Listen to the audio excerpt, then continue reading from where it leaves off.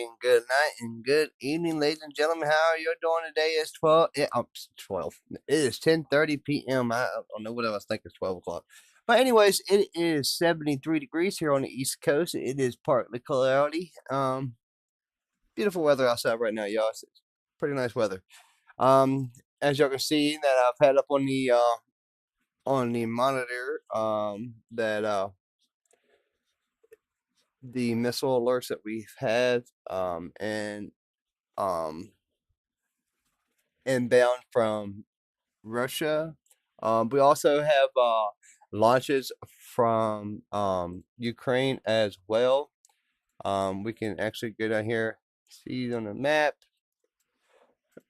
see these over. This is a new platform we're about to start using, y'all. It's pretty cool. It says Russia's blaming Ukraine for attack on a bus, of course. But that's not the biggest news that we have for tonight. There is one big news that I want to go ahead and share with y'all. It is quite interesting. It is quite fascinating, actually, should I say. We are going to pull that up on the monitor momentarily. We have it that our car distributors are going to be making military weapons. So we're going to be changing our car factories to make military weapons to make up for the dilution, or should I say, the collapse in our stockpile of military supplies. Let me not say collapse, because a drain on our military supplies. Let's say that, because I wouldn't say collapse. Our stockpile is not empty by far. It's just we're sending out so many weapons and so much to Ukraine, to NATO, so forth. Well, mainly to NATO, and then using a lot of these weapons in the Iran conflict. It's getting a little hairy. It's getting on the mid-range of, starting to worry side. But nothing that to be worried about, that we are defenseless or anything like that.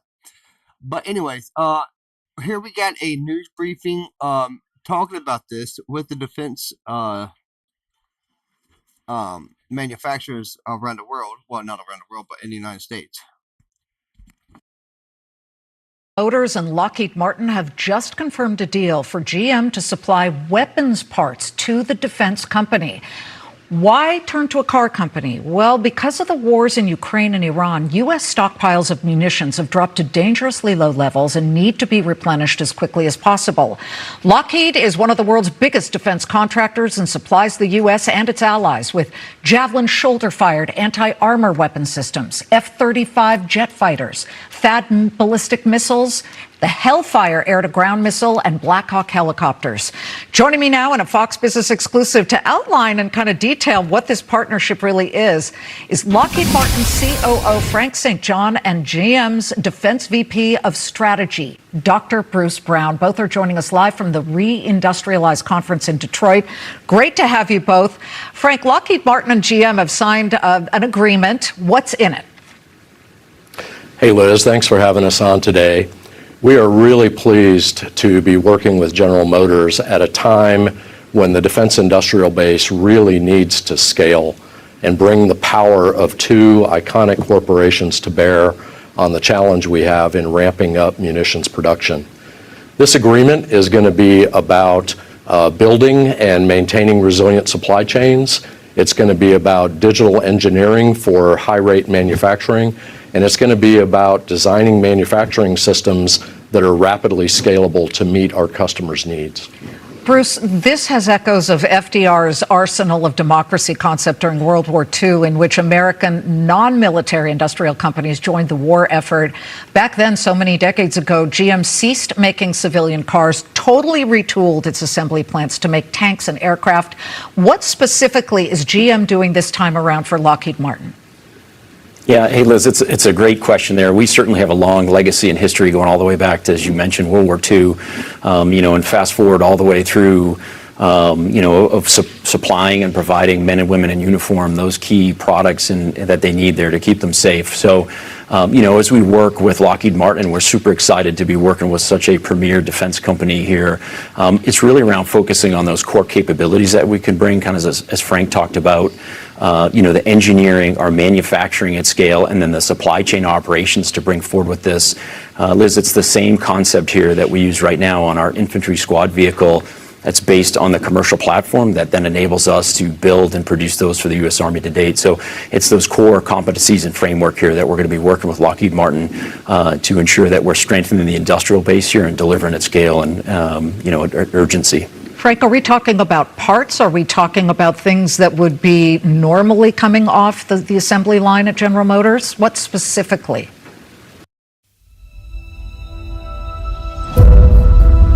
EVE Online is a vast universe. So we're just getting started, but initially it's going to be about processes. What are the processes that we use to develop and manage supply chain at scale? What are the design processes to make sure that when we develop new capabilities, they can be built for manufacturing at speed? And then as we get further into the relationship, I'm sure there's going to be opportunities where General Motors and their supply chain can contribute to what we need to do in ramping these products. GM, Bruce, already manufactures these infantry vehicles, and they've been doing that for quite some time. So that business is already in place, but will other, I guess, assembly lines have to be retooled or built to start making these weapon pieces? Yeah, Liz, so the GM Defense, we were reestablished there in 2017 to make the infantry squad vehicles, but we will look broadly across the General Motors footprint here. It depends on, as we further the conversations and relationships, to be able to leverage some of the existing footprint and capacity that we already have at General Motors, and certainly take advantage of our investment dollars here at play to help scale and provide those capabilities as quickly as possible here to the men and women in uniform. Let's talk about cost. General Motors is obviously brilliant at supply chain management, and clearly, Frank, Lockheed Martin is turning to them to really be able to ramp up churning these weapons out. And that's a good thing, certainly, especially considering our inventory is so depleted. But when you look at, say, for example, these most recent conflicts in Ukraine and Iran, Iran's Shahed drones cost nothing compared to what Americans have to spend. I think that the Shahed drone is anywhere from, range from 20,000, 15,000. And then you've got the U.S. tactical drone systems, and they're really much more expensive, in the millions. Why? Why can't we get our costs down? And will this partnership help to do that? So Liz, I guess the first thing I would say in response to that is that the products that we're delivering are designed to very demanding threat requirements. And for the threats that they're facing, they're very, very capable. That comes at a cost. Certainly, as we are able to ramp up the rate at which we're producing them, and as we're able to expand the supply chain, we are going to go after the cost of those systems as well. And so over the long run, I think you're going to get a benefit of speed and increased numbers, but you're also going to see the cost tackled as well. We're also developing lower cost systems to counter some of the threats we're seeing. We've recently demonstrated those capabilities for U.S. government customers, and we're looking forward to scaling those as well and getting those on the field to meet some of those lower end threats that the enemy is bringing towards us. Bruce, I know it's in the early stages, but what do you eventually see when it comes to this partnership? Because President Trump on Thursday just made a big move. He implored and directed Defense Secretary Pete Hegseth to use the Defense Production Act to secure supply chains, replenish munitions. He is on top of this. He's extremely concerned that we are now well below the levels that we really need in case there was some other new conflict. I mean, God forbid China takes on Taiwan, something like that, and the U.S. goes in there to defend Taiwan. Tell me exactly how passionate Mary Barra, your CEO, is. I know she's met with the Trump administration. Is she ready to take on a larger military role if necessary? Yeah, I think we've always had a long history of answering the nation's call when they've needed us most. We did it on COVID-19 during the pandemic, where we built ventilators at scale, in an urgent manner to meet the needs of the nation. So I think now this is the same. We want to be responsive to our nation here. It's good for national security. It's good for national defense, and to be able to deliver, products at scale, Liz. So it's certainly something that we look at as this long-term partnership grows. What are those areas that we can expand into? But we have such a long history here at General Motors of answering that call and answering the mail that it's part of our DNA, and it's something that we'll continue to do, Liz. So, we certainly hear the administration. We want to be responsive to what's happening. But, we're approaching this here as two leaders of their respective industries, and looking for that long-term growth and framework to further the relationship here and make sure that it's a strategic fit for both parties. Frank, back on April 23rd, during Lockheed Martin's first quarter earnings call, your CEO told analysts that it would take about 3 to 4 years to scale up the Patriot missile production from the current level. I believe it's around 650 per year to 2,000 per year, missiles per year. I mean, that's very ambitious. Would this deal possibly help speed up that timeline, push it up? So this is part of a much broader plan to not only hit those target dates, but also, if possible, pull them to the left. So Lockheed Martin is investing $9 billion in 20 different capital projects across our footprint. These are the final assembly facilities. These are the back shops. These are the component development and test areas. And so that investment, along with non-traditional technology insertion, the integration of AI into our data analysis and factory work systems, as well as things like this partnership with General Motors. All of this is part of a larger plan to increase our capacity and ability to deliver at pace. So yes, those are the dates that we've targeted with the department, but our intention is to go as fast as we possibly can and hopefully beat those dates if possible. Well, let us know when you start churning these things off the assembly line. We would love to show that on the air. Thank you both very much. Now, you see where they was talking about,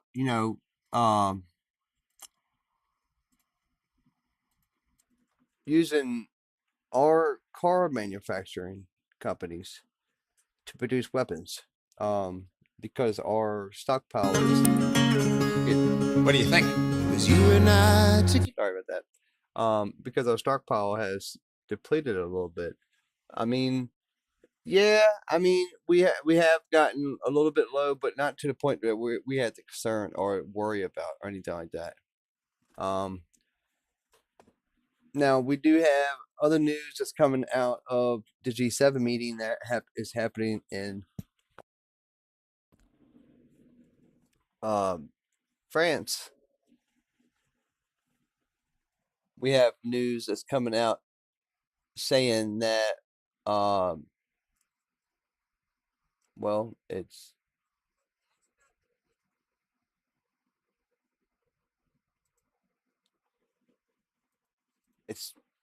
Trump saying that if Ukraine, if Iran don't, follow by the rules and show that they're actually trying, then they're not going to get anything. And they're just going to get bombed once again. We're going to go through all that and some tonight. So just stay with us here. We're going to get the show started here momentarily.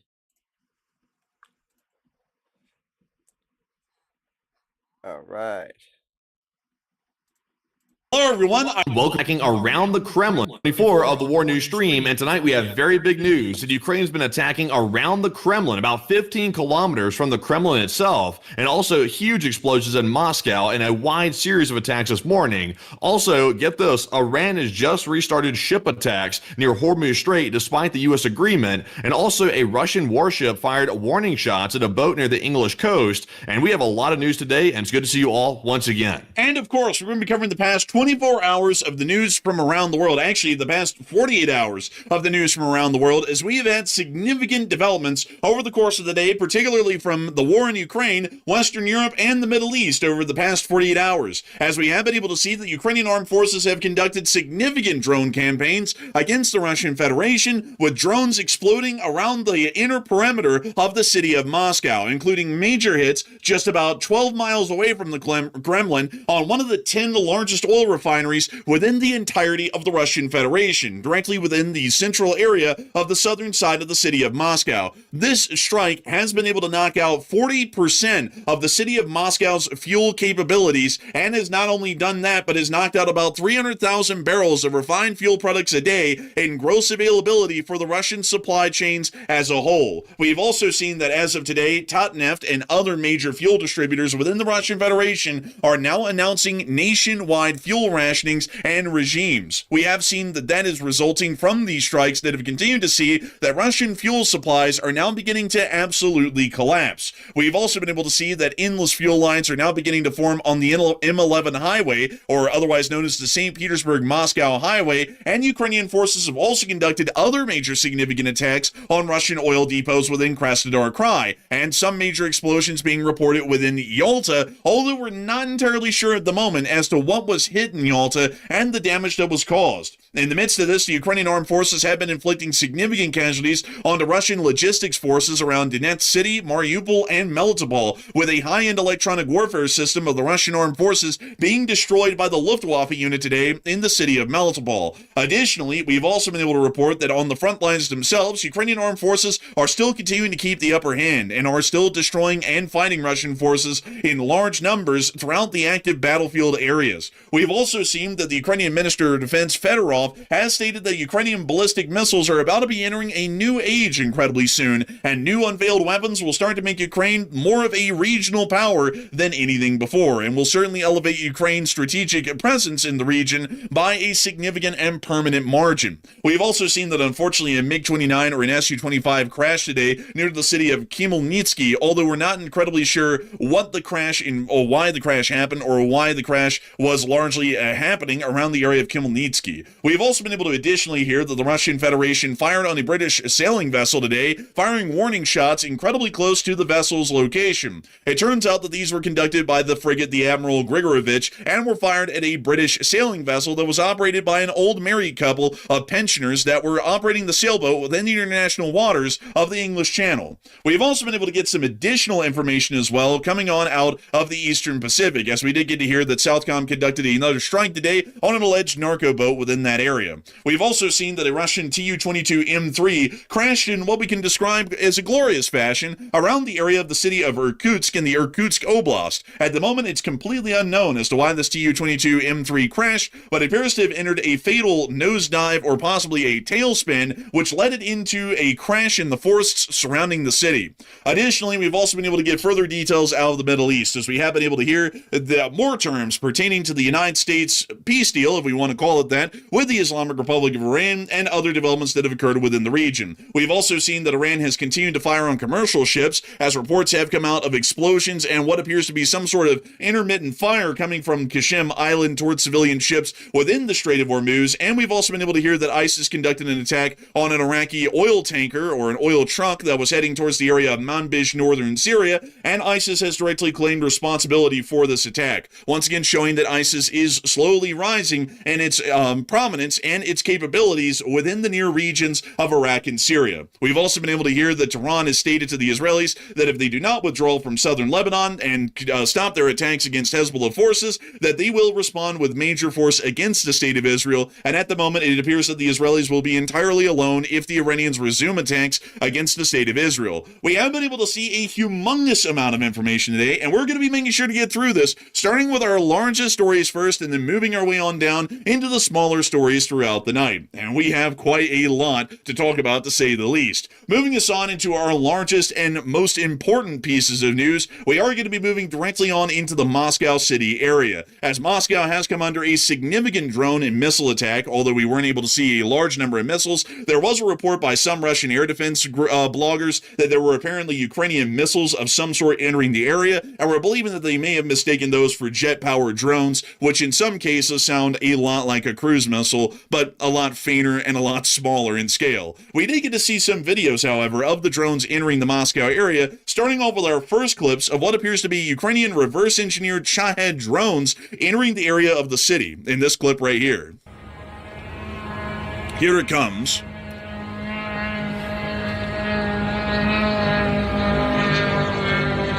Also, since when has Ukraine had a Shahed variant? Because I'm not aware of them ever having one. That's actually a pretty good question. I didn't really know that they had one either. And seeing this one today, this is actually kind of a shock, a little bit of a new sort of a thing. Apparently, they have some version of it, although it does look very different when we look at it up close. The nose cone section is not as long as it is on the normal Shaheds. And it also appears that the wing roots, the wing structures themselves, are a decent bit wider but stubbier in length than that of a Shahed, but it shares a lot of similarities with the Shahed design in general. It looks to be a reverse-engineered version of it. Yeah, it looks like it. Or maybe, could it be possible that maybe the Lucas drone was given to Ukraine? Maybe that's part of it. Maybe, but let me go look at the Lucas drone really quick, because I think it is pretty much, here's the thing about Lucas drones is that, let me see if I can get you all to the second clip here showing this drone. This one doesn't really show it that well, but if we look at it here, right at the end of the clip, you can see that the front of the nose section is actually kind of stubby. It's almost like the wings extend almost all the way up to the front of the nose cone, and there's just a little bit of it that protrudes forward, and the wings are also a good bit wider as well. And the Lucas drone appears to be a complete reverse-engineered version of the Iranian Shahed, and notice how the wings are a little bit stubbier, like in terms of their overall width, and also that the nose cone appears to be a little bit longer than the one that we saw on this drone. So while it looks close, I think it is some sort of a Ukrainian-made version of the drone. Could be. If that's the case, I understand why they did it, because it seems like everybody in every single country has a Shahed variant at this point, so I wouldn't be surprised. Man, everybody and their dog has like one of these at this point. I think that new guy, that warlord down in Uganda, even has a couple of these, talking about getting the finest Turkish women in $1 million from Turkey for some reason. But we also got to see a clip here of the drone flying on over at a high speed over the outskirts of Moscow City. There it goes right there, actually moving at a very fast speed, faster than most normal drones. Moving us on from that clip, we then saw that it was followed up by more conventional Firepoint drones like the FP1 and the FP2, which were making their way and into the refinery in this morning. We could see this one, though, seemed to have missed the mark by a little. But here's the incoming FP1 or FP2 drone. We see that they hardly have it in frame, and there it is right there. And there it goes to the construction yard. Holy cow.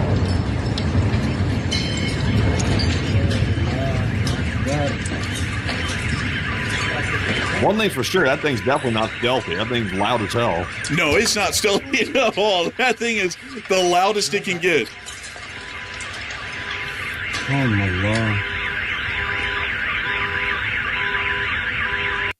Nevertheless, it does appear that while that one missed, many other drones were able to make their way to their marks, and most importantly, into an area that we can only describe as detrimental for the Russian Federation. Let me bring y'all into the Moscow City area and actually show y'all where these attacks happened precisely. They happened right here in the southern part of the city, and I'm trying to make sure that I can show it. Here it is, right here. This is the oil refinery that we are looking for. This one, I believe, is called the Kaputnia Refinery, and it's an incredibly important one for the city of Moscow and the Russian Federation. The Kaputnia Refinery was originally built and is operated to be able to provide a significant amount of the refined fuel products specifically for the capital city of Moscow. This one refinery provides 40% of the city of Moscow's daily fuel and diesel requirements on the day-to-day. From the rail yards that exist here in the central area of the refinery, they're able to bring in crude oil by train or by pipeline directly to this refinery, where it is then it's refined into whatever the city of Moscow needs.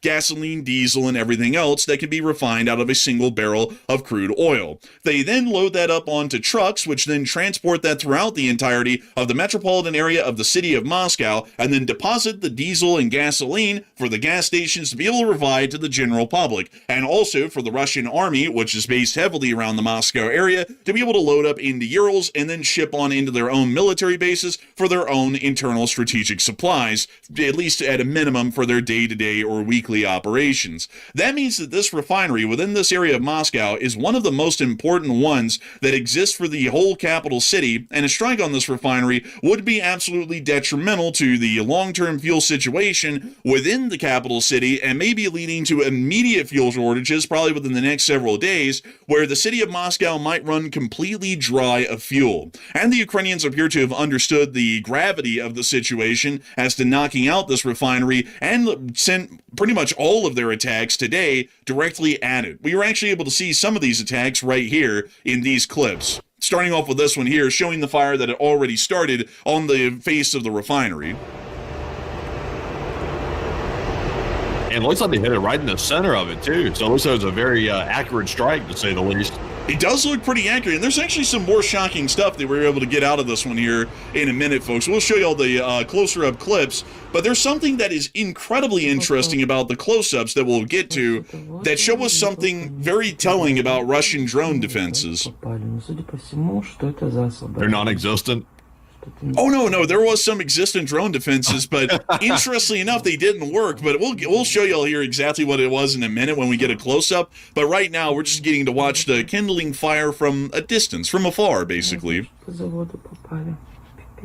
It's pretty solid, though. Ukraine's doing this very methodically, because first they hit, I think it was like, what was it, Saturday or something? Also that mumbling lady there in the background. Yeah, but I know, it's something like the hell out of me.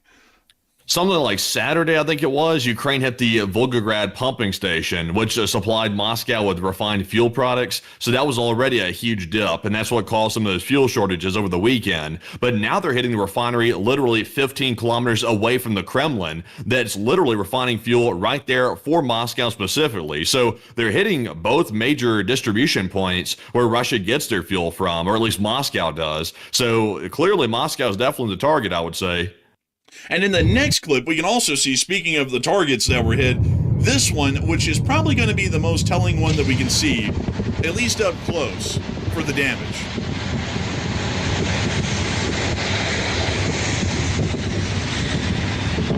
It's right at the opening of the wall here in just a couple of seconds.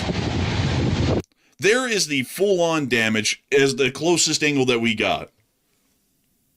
That's bad. It's really bad. Like, that looks to be directly on a condenser tower or the pipelines leading right into condenser tower. So from what we know, one of the condensers at this refinery has been completely knocked out, and we would also assume that some of the critical pipework that also transports the crude oil and the refined fuels around the refinery were also knocked out or heavily destroyed in this fire as well that was caused by the strike. And then in this last clip here, we just get to see the smoke rising from afar. I won't really show you all that one. That one's just really more of the same. But this one is also pretty good as well, because this one is the one that's probably incredibly important as well, much like the last one we showed you all, for showing something very important about Russian drone defenses. You see the condenser tower is on fire here. That is definitely a condenser, without a doubt. And here in a moment, they're about to zoom out and show us something that is about to become tectonic in the kind of information we get. Do you see those little thin, wispy-looking lines going to the top of that smokestack right there? Yeah, that wouldn't be drone nets, would it? They are drone nets, and apparently they had these set up everywhere. They put them on the tallest smokestacks or towers throughout the entirety of the refinery and would spread them out almost like a circus tent over the whole of the refinery, protecting every single piece of it, at least in theory, from a Ukrainian drone attack. But if you notice right here, these nets clearly extended over the area of impact where that Ukrainian drone hit, and crazily enough, either the net completely failed and it just gave way, or the net just, was pushed in for the drone to hit directly on the refinery, or the net is so weak that when the FP2 hit it, it just had enough momentum to shear off the net completely and then just fly straight on through it. So it didn't work at all. Yeah, this is why you don't want to buy your nets from China, because it's probably not going to work too well. But outside of that, though, we got to remember that Moscow has the largest concentration of missile-based Russian air defenses of anywhere in the entire Russian Federation. So for these Ukrainian drones to even make it through that missile defense perimeter that the Russians have set up around Moscow, that is embarrassing to say the least. And not to mention that their net is so cheap that it couldn't even keep the drone out. So I would say this is pretty bad. I mean, Russia's throwing the kitchen sink at Moscow, like trying to protect it, and they still can't protect it. If you got to imagine, if you are Putin and you're in the Kremlin, which was only 15 kilometers away from this location that just got hit right here, you got to be scared shitless at this point because there's nothing really protecting it for the most part.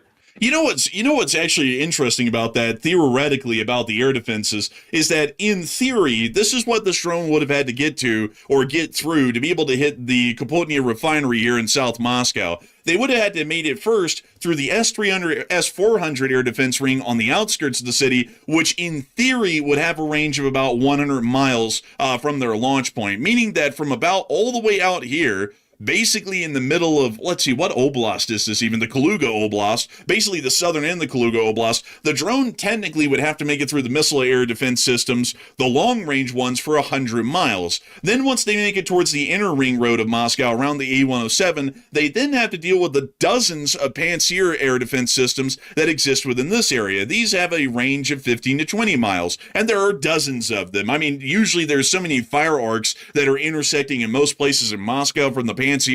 In theory, they could be under fire from about 4 to 5 Pantsirs at a time. So first they made it through all of the long-range missile air defenses, then the medium-range air defenses, then they made it through the mobile fire groups, which the mobile fire groups are just the guys on pickup trucks, which have a range of maybe a mile in the best-case scenario if they have a heavy machine gun, and then they finally made it through what we would assume to be the company's security, which would be set up around the outskirts of the oil refinery, which are using light machine guns or AKs to try and spray at the drones in a final last-ditch attempt to stop them from hitting, and they also missed. So everybody in this whole sequence missed their shot. The long-range air defenses, the medium-range air defenses, the short-range air defenses, and then the company's air defenses all missed for this drone to be able to hit. And then at the very end of it all, the net, which is supposed to be the final catch-all for these drones, just ripped apart when the drone hit it, and the drone just flew straight through and hit the refinery anyways. So it made it through what we would think is impossible odds. But I think this is starting to show us clearly that Russian air defenses, even in the huge concentrations that they exist in Moscow, really don't mean anything in the big picture for defensibility of a position. And I would assume this is also why Putin's hoarding them around his house in Valdai, because it doesn't really look like any amount or massing of Russian air defenses really is doing much of anything at this point to stop any drone attacks.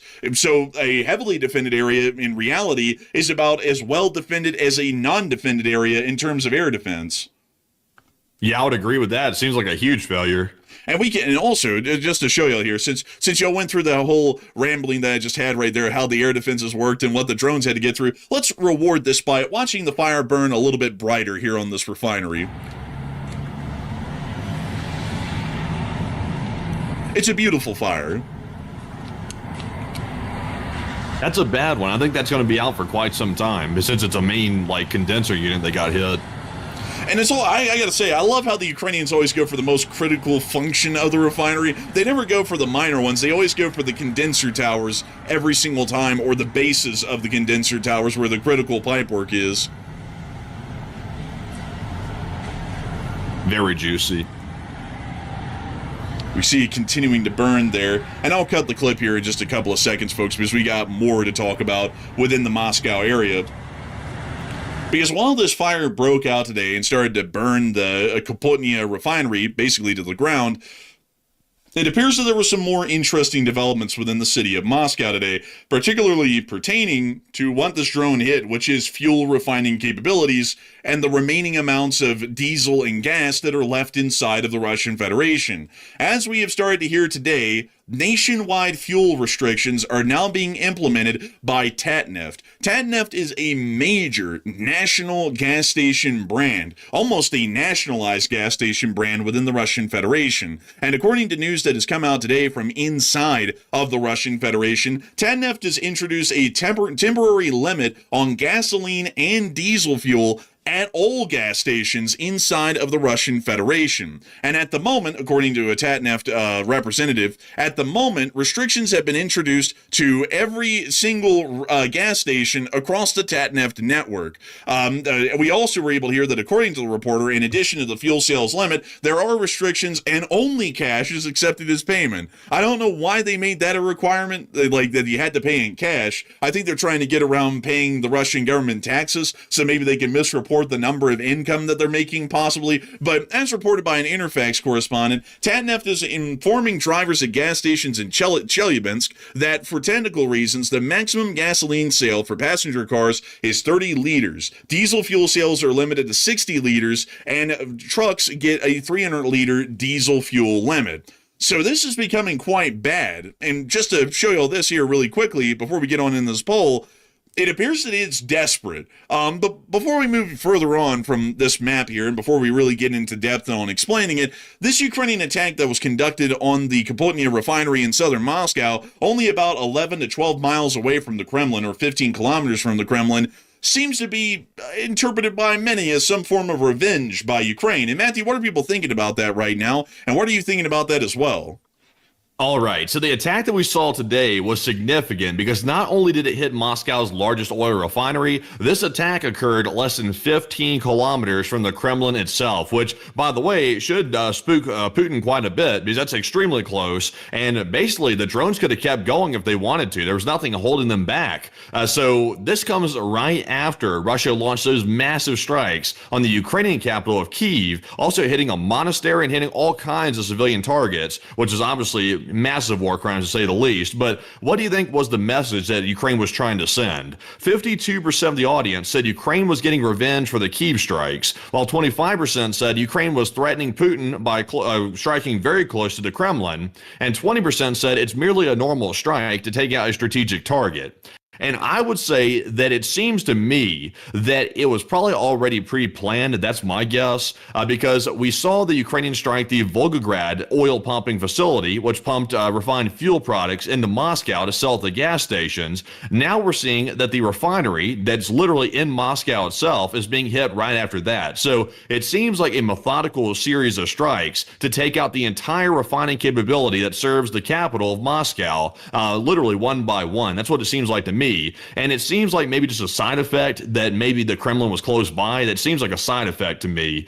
So I'm actually with the 20%. I think it's a normal strike, and they already had this plan to go. And of course, it does prove that Russian air defense doesn't work well, but I think that was simply a side effect of it. But Enforcer, what say you? I would also have to say, I think this is a part of a larger strategic framework rather than a reciprocal attack or a revenge attack by the Ukrainians, because we had already seen that a lot of Moscow's critical fuel infrastructure within the entirety of Western Russia had already been under attack by Ukrainian drone forces in prior days, including the pumping station down to the small village of Efimovka within the Volgograd Oblast, which largely knocked out the oil lines that would even feed the fuel to that refinery that we just saw on the clip. The refinery, however, just to make it clear as to why this refinery would be hit, does house crude oil within storage tanks outside, and so as long as they had that oil to work off of, they could try and repair the pumping station down in Volgograd, and the refinery could just eat off of its oil supplies that it has in the tanks at the refinery to be able to refine and to continue to provide the city of Moscow with fuel. Striking this refinery is a way to make the impact immediate and to also make sure that they're not able to circumvent the damage that was caused down to the pumping station in Efimovka and Volgograd by just keeping the refinery running and feeding off of the fuel that they already had in storage here. So now the refinery's out and the pumping station's out, so there is quite literally a bottleneck on every end at this point, getting oil to the refinery and then the refinery actually refining any oil that it receives or has on the facility. So I would generally say that from what I would understand, this seems to be a larger strategic action because of that reason than anything that's revenge. Also, revenge attacks by the Ukrainians at this point, if we're talking about, for say, example, the Kyiv attacks, which we talked about on Sunday, a revenge attack like that by the Ukrainians would probably be a much wider reaching attack on the whole of the city of Moscow rather than a critical fuel infrastructure site. Fuel infrastructure sites, as we all know, folks, have been under attack for over a year and a half by the Ukrainian armed forces. And we've seen refineries hit in St. Petersburg, in quite literally every major city along the Volga throughout the entirety of Western Russia. We've seen that places like Tuapse, Novorossiysk, and Taman have been hit heavily, along with Ust-Luga and Primorsk. We've even seen that St. Petersburg, the historical capital of the Russian Empire, has been targeted and hit many times. And each and every single one of those times, it just doesn't really appear to be revenge. It appears to be a part of a larger strategic framework work on destroying the Russians' ability to export oil for money or refine oil domestically to be able to keep their economy and military running. So I'd generally be with a 25% for that reason. But if you want to look at it as revenge, there probably was a little bit of that involved in it, but that was probably more of a side thought, at least to me from what I'm seeing, than it was the primary driving reason for this attack. But moving on from that, however, we can say that these attacks, regardless whether they're revenge or a part of a larger strategic framework that happened in Moscow today, and attacks similar to it, are having a great effect on the Russian Federation and its fuel availability. This map here is actually one of the most accurate maps we've seen so far and the most up-to-date on the fuel shortage crisis that is now gripping the Russian Federation. This map here shows 3 different colors on the map. Gray means that the situation is largely normal and fuel supplies are generally not affected for the public. Orange, however, states that there are restrictions on sales and there are spot outages, meaning that in some places there's quite literally just no fuel within some of these oblasts. And purple is showing that there are restrictions on sale, which means that they're going to be entering, probably within the next couple of weeks, the orange group where there are spot outages, meaning that at any given moment the gas stations within the local area are just completely running out and supplies might show up, maybe the day after tomorrow or a week from now or a couple of weeks from now, or they might not ever show up again. Right now we're seeing that pretty much most of southern Russia is in a spot outage sort of a situation. That includes Krasnodar, Dagestan, this larger oblast here, which I sadly do not know the name of, the Rostov Oblast, I believe that'd be the Astrakhan Oblast, this one right here, which I also unfortunately do not know the name of.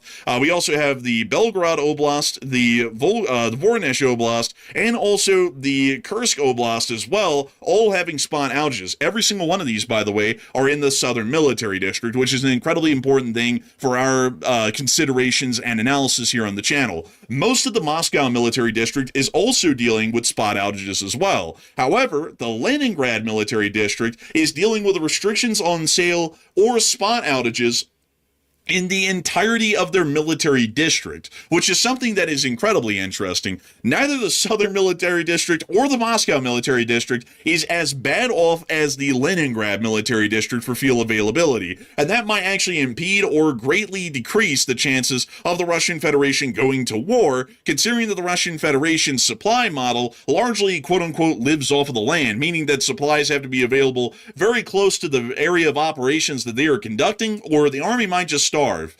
Now, considering that the Leningrad Military Oblast really doesn't have any fuel to speak of at the moment, and if they do, it's having to be rationed, the military in this area is also going to be feeling the strain of that considerably. However, in most other areas like the Central Military District and also the Eastern Military District, the Northern Military District and the Eastern Military District, we are seeing that there are fuel outages and restrictions, but generally these areas do not have that much of an impact on the war in Ukraine directly, strategically or economically, as there's very little economic activity or really wartime activity rather than railway transportation by the Trans-Siberian Railway that's conducted east of the Ural Mountains. So really it's just the western part of Russia that's the most important. And I would have to say that out of this whole situation and the image that we're getting out of western Russia right now, the situation is increasingly grim, really for every outset. Right now in the Southern Military District, supply lines are crumbling because there is no diesel sauce. There is absolutely no way to get a supply truck down into the land bridge in Ukraine without it possibly running out of fuel, which means that a lot of those trucks may not make the arduous and dangerous journey to go and try and supply the Russian military inside of Ukraine because there's no way for them to refuel and leave. We know that all of the occupied territories are dealing with almost total outages of fuel at this point, and spot outages have appeared in every surrounding border oblast near to Ukraine.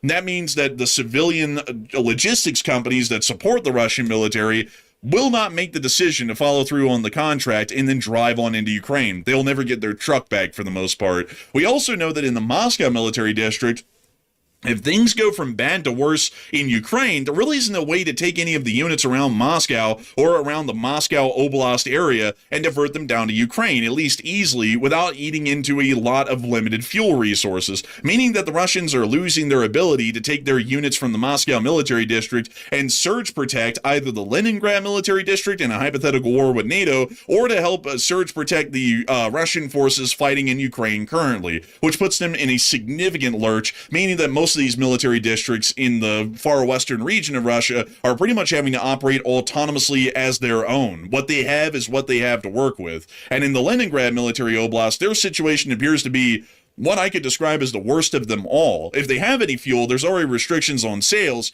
and we would understand that if the Russian military continues a high rate of consumption compared to the civilian population, they are going to run out of fuel, meaning that the military will also have to be rationing as well. This could greatly reduce Russia's veracity to try and conduct a war with NATO, because they will not even have the fuel to keep up a minimum several-day opening offensive when they have the element of surprise, and their advance would be moving wildly slow, and also their ability to maneuver against NATO counterattacks would be nearly non-existent. So, in a sense, we can actually say this might be de-escalating the chance of a war with NATO, at least here within the immediate future, and also showing that the Russian war in Ukraine is going to be going that much worse in the next coming days and weeks. But moving us on out of that map, we've also been able to hear that the fuel shortages are not just a little issue for the Russians, they're a large issue, because now we're starting to hear that they might not be making as much money in the future, as we did get to hear today that the president said the U.S. may soon tighten sanctions against Russia due to the falling oil prices.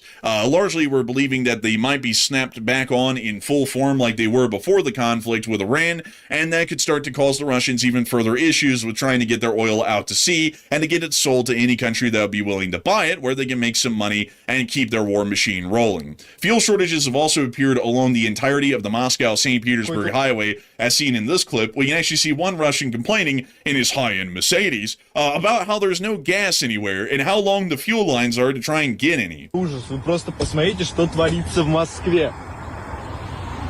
Километровая пробка на заправку, мы тут уже минут 40 I love how стоим. these get out in the middle of the road. Just crazy. I mean, honestly, it's kind of just mental. Look, also, man, he had to flex. Well, naturally, my freshly painted Mercedes. Dude, that's like a late 2000s Mercedes, dude. Like, Man, that's the old one there. I think it's like a 2007, if I'm not mistaken. He put some newer wheels on it, though. Like, that's not the same year model of Mercedes wheels that he has on that right there. So he must have bought those on eBay or something and then put them on the old Mercedes. This poor old thing right here, I can guarantee this dude's paying some crazy amounts of money for maintenance on this thing. dude, mental amounts. Like, dude, he got out, like, trying to flex. I just had my Mercedes freshly painted. It's like, well, no dib, Sherlock. You had to have it freshly painted. With the car being that old, it was probably rusting over by the time he bought it. Of course you had to repaint it.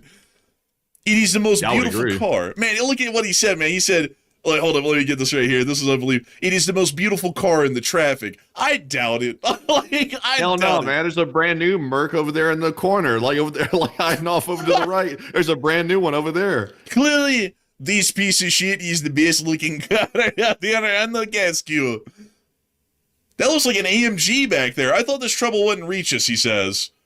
And now we can see another person showing the entire right-hand lane on the queue for the petrol station on the St. Petersburg to Moscow motorway. And it goes on forever, because there's hardly any fuel left along the whole highway.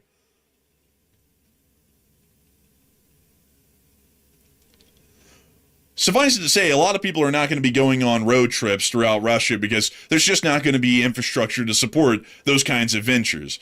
Additionally, we also got to see the Ukrainian drone attacks were causing a humongous amount of damage in southern Russia today, as one Ukrainian drone attack was able to hit the town of Poltovskaya and its oil depot within the area. We can see the fire coming off of that oil depot in the following clips, including this one.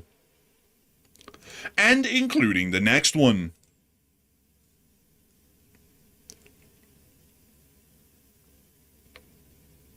And of course, including the next one.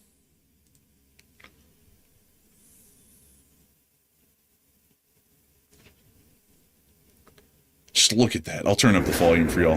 There you go. You can hear it like a rushing torrent of water out there.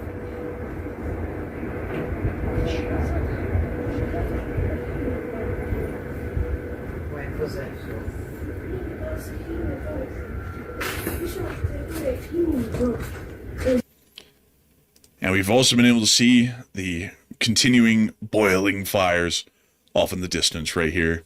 And I see that apparently this poll that we've got up is getting some sort of heat right here. I see a lot of people commenting in on the live chat. It looks like this one's getting people interested in voicing their opinions. We'll have to get into this one very soon once we cover Yalta. When you see the fire continuing to boil over there in the middle of the twilight hours of the morning, once again showing the Ukrainians hitting another major fuel supply depot for the Russian Federation. We also were able to see that in Sevastopol, in the city of Yalta, famous for the Yalta Conference at the latter part of the Second World War, that there was a significant strike and fire that was caused by Ukrainian armed forces here. And we can also see one Russian with a spotlight, apparently trying to find more incoming drones down there. Man, he's waving that thing around like, oh, where, like, bro, he's freaking out. There is no sense whatsoever to that. Look at him. It's like a rave out here. In the middle of the inferno, too. We also got to see another clip of this inferno, or at least a picture of it up close. We don't know what they hit, however. Now, all through the day, I have not been able to find out exactly what was hit in Yalta and where this explosion was in the city. So sadly, we don't have a lot of information as to what exactly the Ukrainians hit down in Yalta. But whatever it is burning quite heavily, and that's a decent thing to see at the least. But moving us on out of that little bit of news in Sevastopol, we also were able to hear that right now there is another Ukrainian drone attack that is ongoing, meaning that at any moment on air we might be hearing of further strikes and explosions occurring within the city of Moscow, considering that most of these drones will be making it to their targets, especially they're deep inside of Russia, about right now, actually. So pretty convenient timing as far as being on air for this. Moving us on out of that little bit of news, now we have to get on into the critical news for the day. The news that makes the Russian army's situation in Ukraine look worse by the day. But before we get on into that news of the land bridge strikes and the supply line strikes that are being conducted in the medium range areas near to the front lines, it appears that many people are currently talking about the poll that we have up on the air right now about whether or not U.S. officials actually will tighten sanctions on the Russian Federation. And Matthew, what are people thinking about that right now, and what are you thinking about that as well? Okay, so it sounds to me like the U.S. officials are saying they're going to try to put the sanctions back on Russia because recall that when the Iran situation broke out and the oil prices started skyrocketing because the Strait of Hormuz was closed, the U.S. came up with this really weird logic where they said, let's lift the sanctions on Russia that's been in place since the Ukraine war started to punish Putin for starting the war. Let's just lift that temporarily and let Russia start selling their oil to bring the oil price down globally. But plot twist, that's not the way it actually works in the real world. So nobody's really sure why they did that. But now they're saying that they're going to put the sanctions back on Russia now that the Iran situation is, knock on wood, over. They say it's not really over. We'll get into that a little bit later. But they're going to say they're going to put the sanctions back on Russia. And also not only that, but they're now negotiating to let Ukraine license build the Patriot missile interceptors inside of Ukrainian territory. Now, once again, all this is being talked about, but it's not guaranteed as of right now. So what do you think? 50% said the U.S. will give Russia a pass yet again, while 30% said the U.S. will begin punishing Russia soon with those sanctions, and 15% said I'm 50-50 on this one. And I'll be honest with you, folks, I don't have a whole bunch of, let's say, hope or kind words to say right now about the U.S. position toward Ukraine. Sadly, it's been very weak, and sometimes it's been downright malicious toward the Ukrainians for absolutely no reason whatsoever. So I'm not entirely confident that all of a sudden we're going to start treating Ukraine properly. I don't really think that. Luckily, though, regardless of what happens, Ukraine is putting their own kinetic sanctions on the Russian oil, so they're doing it for us, basically. And also, not only that, but they're now very close to releasing their own version of ballistic missiles and anti-ballistic missiles as well, which basically would replace the Patriot interceptors to a large degree. So, thankfully, for Ukraine, they're largely independent to a large degree. So they really don't need this to happen. It would obviously help, but it's not going to be required to say the least. So I'm actually with the 50%. I think the U.S. might give Russia a pass again because they have a preference for Putin, and I don't really see that changing. But Enforcer, what say you? I'd have to say that unfortunately, folks, I would be with the 50% as well. The U.S. is probably going to give the Russians a pass, and I have a feeling this is how this is going to go, folks. I can tell y'all, it's textbook at this point. The president's going to go, well, I think we ought to give missiles to Ukraine, let them license build. Putin's going to call up and go, Mr. President, we're like the dove, we love peace. Oh, really? Stop the missiles. And then that'll be the end of that. And you need to talk to him, Zelensky. It's all your fault. And then it'll end up going nowhere. That's how it's going to go. Man, I've seen the Ukrainians already. And also, by the way, folks, you can feel however you want to feel about it. Like, it's up to y'all how y'all feel about it. But the last time the U.S. got focused on Ukraine and trying to bring the conflict to an end, it was it was the most like hair-pulling event that I think I've ever seen. Like the Ukrainians were sick and tired of it. Even the Russians got sick and tired of it, and it was generally favoring the Russians the entire time negotiations were going on. But even the Russians said eventually, "Shut the hell up, United States. We're not going to do this anymore. It's a roller coaster, and we're stopping." And then finally, after both the Ukrainians and Russians bowed out, then the United States said, "We're going to stop focusing on it. We're going to start focusing on Iran." And you don't know how that went. Oh no, it was Venezuela first, remember? And then Iran. That's right. Yes, right. I forgot. It was Venezuela, and then they jumped toward Iran. Honestly, like, you just got to be very careful with the U.S. getting involved with stuff like in foreign policy right now. That can turn into a clown show like within 5 seconds, like when the U.S. gets involved in something right now. So the Ukraine does not really want them involved again. Of course, they would love to have more Patriot interceptors, but they really don't want the U.S. to get like fully like knee deep into it again, because it was an absolute clown show last time. Yeah, I would have to say, folks, I don't think that there's going to be any hope on the horizon of the United States providing the licensing rights to Ukraine to produce Patriots domestically, and I also don't think that the U.S. is going to be snapping sanctions on in full force on the Russians. They'll come up with some BS reason as to why they're not going to do that. That is fine, however. That is completely fine, because the Ukrainians are just going to blow up the export terminals anyways. So it really doesn't, like, honestly, folks, the truth is the U.S. could go completely opposite and give Ukraine no licensing rights for the Patriots, and they could also give them absolutely no help at all and just lift all of the sanctions on Russia, and the Ukrainians would still be blowing up the oil ports in Russia to the point that they can't export hardly anything like they're doing right now. And if anything, the Ukrainians would make sure to escalate their attacks against Russian oil loading ports to make sure that not a single drop of oil gets out of the country, sanctions or not. So luckily, the Ukrainian strategic situation doesn't really rely as heavily anymore on the United States and the, I guess you could say, international backing that it used to, because now Ukrainian armed forces and their capabilities are more than competent enough to deal with the problem entirely on their own, sanctions or not. So regardless of what the U.S. is going to do, which I generally assume that they're going to do absolutely nothing helpful, if anything will be harmful, the Ukrainians will be able to mitigate that with their own might. Yeah, also, by the way, Ukraine has a cheat code up their sleeve that they haven't really talked about yet.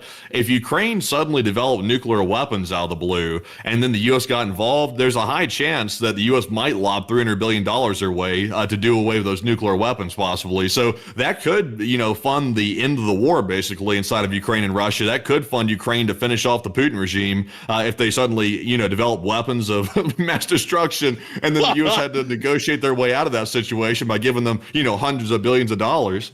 Man, like, I hate you, Zelensky. I can't stand you. We have a nuclear bomb and we'll use it on anyone. Here's 400 billion. Best of wishes. Like, man, like, I wish you the best. Really, I do. But, who knows? Like, that might actually happen one day. I did hear, folks, that the Ukrainians, based off of the example we're seeing down in the Strait of Hormuz in Iran today, I've heard that they're getting into this idea of aggressive assistance, which is where you basically, like, stick someone up, like a robbery, basically, and just demand money from them. And if it's targeted in the United States, they might just give you the money. You never know. Anyways, moving on out of those jokes, and y'all see why. If y'all haven't heard the news today out of Iran, y'all are going to be seeing why very soon as to why that we're saying that today. But it is time for us to get on and into the rest of the news that we were able to see from the land bridge area in Ukraine today, because these attacks today, man, they're getting rough. Like, they're getting really bad. The Ukrainians are now going on a targeted campaign to destroy every standing bridge in the occupied territories. And I'm not even exaggerating. Some of y'all would think that sounds a little bit exaggerated. They can't be targeting every single standing bridge in the land bridge area and in the occupied territories. And no, I am not exaggerating whatsoever. They have quite literally isolated Crimea completely today. As many of y'all will know, the bridge at Armyansk was destroyed several days ago. The bridge at Chonhar was destroyed a week ago. And after the Russians set up a pontoon bridge there, the Ukrainians then went and destroyed the pontoon bridge, meaning that both major entrances into Crimea, the Armyansk bridge and the Chonhar bridge over the Chonhar Gap, have both been destroyed. This left the Henichesk Spit and the Henichesk bridges as the only way technically into Crimea, although due to the distance involved in driving that route and also the lack of real road infrastructure on the Henichesk Spit, it's largely impossible for Russian semi-trucks to actually make it into the area of Crimea off of the Henichesk Spit. That did not stop the Ukrainians, however, from obliterating the bridges leading to it. And we got to see here on this satellite footage, which I sadly wish I could enlarge it for y'all. You can't really see it too well here. You can see 4 giant pot marks on the main road bridge heading into the Heniches Spit. And the Russians have declared that the bridge is out. So we now understand that every single bridge entrance into Crimea, except for the Crimean Bridge, is completely out of action. And the Kerch Bridge, mind you all, it has a 1.5 ton limit on it at the moment for the road bridge, meaning that no supply trucks can cross there. So now, as of today, every single access, without a shadow of a doubt, has been completely destroyed into Crimea. Crimea has been turned into an artificial island because of these Ukrainian attacks, as there is no a way by road or by rail at this point to travel into Crimea. Well, actually, the railroad bridge down on the Crimean Bridge still is operational. That's one of the ways that has been unaffected to get into Crimea. But as far as its current effect on the Crimean supply side situation, the railroad bridge of the Kerch Strait appears to be completely non-existent in that effect. Meanwhile, we also saw that the Ukrainian armed forces did conduct some major strikes on drone forces within the Mariupol city area, which is a major supply hub and operational hub for Russian rear line support forces. And we see them here showing the geographical location of Mariupol, which we all know quite dearly. And then they're about to show us. Also, by the way, can we start calling Crimea the island of Crimea? Like, I know, like, it's always going to be Crimea, like Crimea River, they say for the Russians these days. Yeah, really got to cry them a river, or at least they're going to cry themselves a river. Might create a whole new body of water doing that. But I would love to call it the island of Crimea. It just has such a good ringtone to it. The Crimea Isle. The Isle of Crimea. Yeah, I like that one. The Isle of Crimea. We'll call it that from here on. The Isle of Crimea. No one's ever heard of such. But we can see them blowing up the drone operational facility in Mariupol. And then after that, the Ukrainians decided to take a little joyride on up into Donetsk, and they blew up the bridge into the city of Donetsk. This one right here. It's gone. Completely knocked out from what we know. Oh. Man, I tell you what, it's not a good day to be a bridge inside the occupied territories. Definitely not. It seems like these are bridges over troubled waters, it seems like. Man, bridges over very troubled waters. Every single road access, I'm not even kidding, every single road access that has to cross a bridge is being targeted and destroyed by the Ukrainians. And if the Russians ever pull out a pontoon bridge, they just come back and blow that up, meaning that once they blow up the actual bridge, the Russians have no way to cross the river any longer. They might set up a pontoon bridge, but they're going to lose it, and those are incredibly rare at this point, and they can't just set one up every time a bridge is knocked out. So now we're understanding that the accesses into Donetsk are being severed. All of the accesses into Crimea are gone, and we also understand that they're now trying to attack and destroy the bridges that exist on the M14 highway, the very little that exist, heading to Melitopol. So they're quite literally systematically destroying every single access to any supply node within the whole of the occupied territories at this point. So I do have to say, it's unbelievably impressive, and I've never seen a campaign like this before. Destroying bridges, folks, in the military sense, is like a logistician's wet dream for what can happen to enemy forces. If you destroy every single bridge, you generally are cutting off the enemy entirely from supply.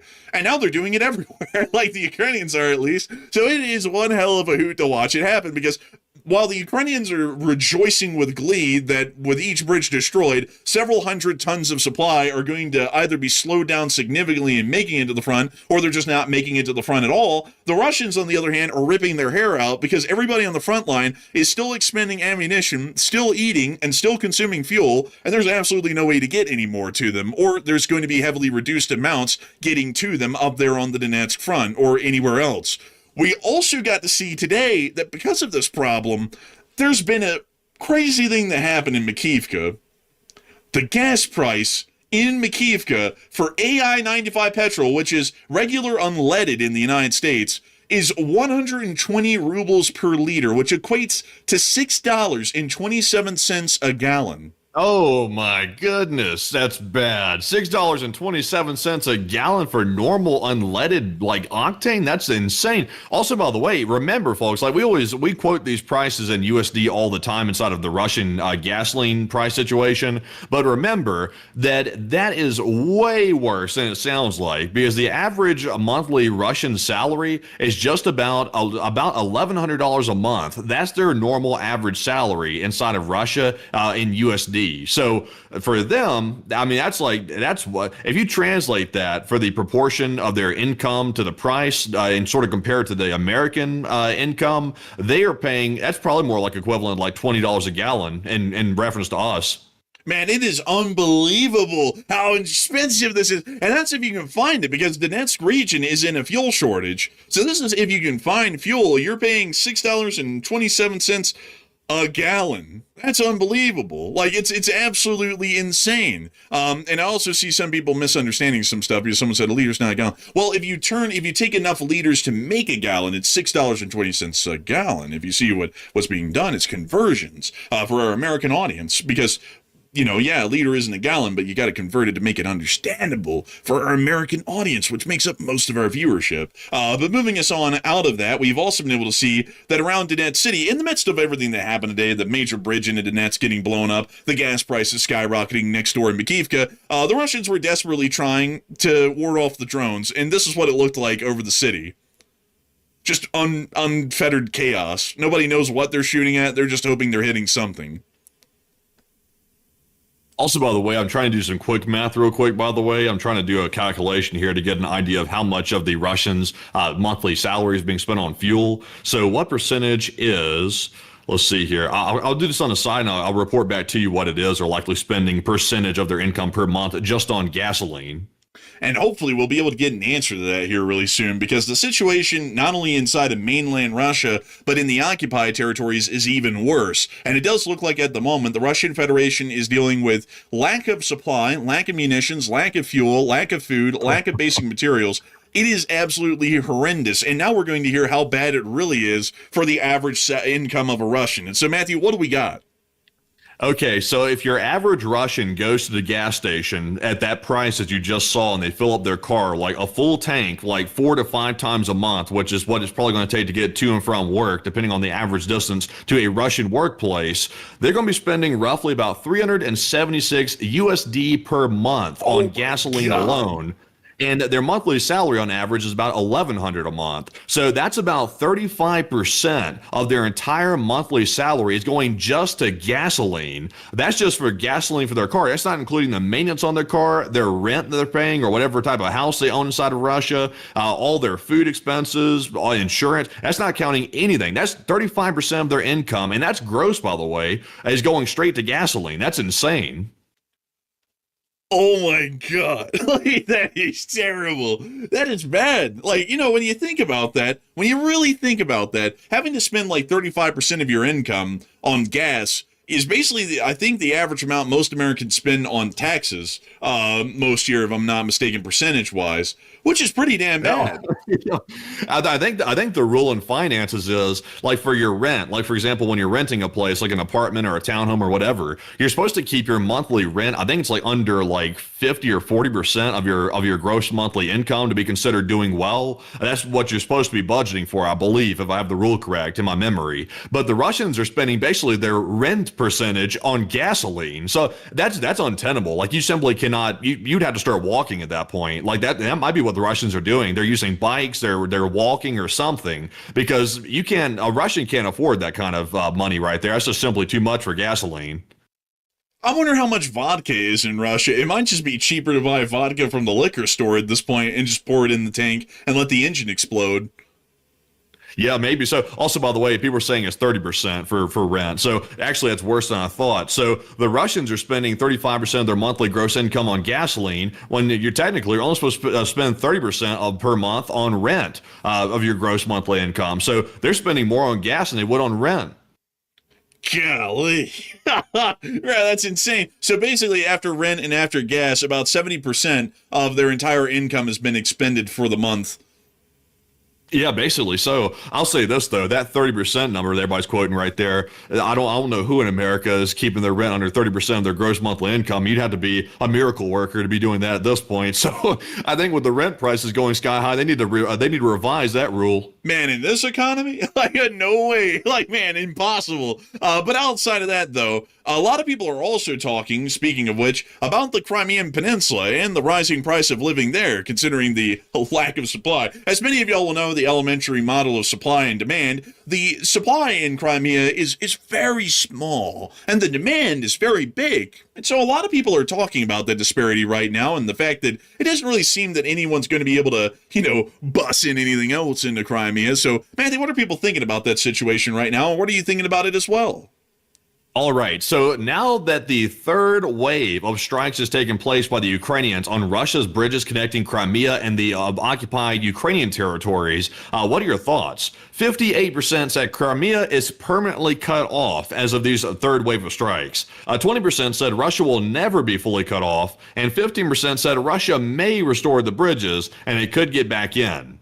And I would say at this point, folks, you got to imagine how demoralizing this is for the Russians. They keep putting up pontoon bridges just to get them destroyed less than 24 hours later. And just to keep in mind, by the way, the Russians have a very limited supply of pontoon bridges. So there's one of two things that are going to happen here. Either the Russians are going to give up trying to cross over those streams and rivers and things like that, and they're going to simply give up on crossing from Crimea to the occupied territories inside of Ukraine, or they'll keep on putting pontoon bridges out there to keep getting destroyed, and then they'll simply run out and they'll be cut off anyway. So I'm with the 58%. Crimea is already pretty much cut off, and at this point, it's just a waiting game for the Ukrainians. They're basically like a prey animal, or more like a predator over there, looking at the prey animal over there dying in the corner, which is the Russians, and they're just waiting for it to croak, basically. So I would say, to me, I think Crimea is permanently cut off because every single time the Russians bring something in, it's going to get hit yet again, and they're going to lose it. So, I mean, how does Russia get across? They don't. But Enforcer, what say you? I'd have to say that Crimea is completely cut off. The pontoon bridge they laid down at Chanhar was blown up within days,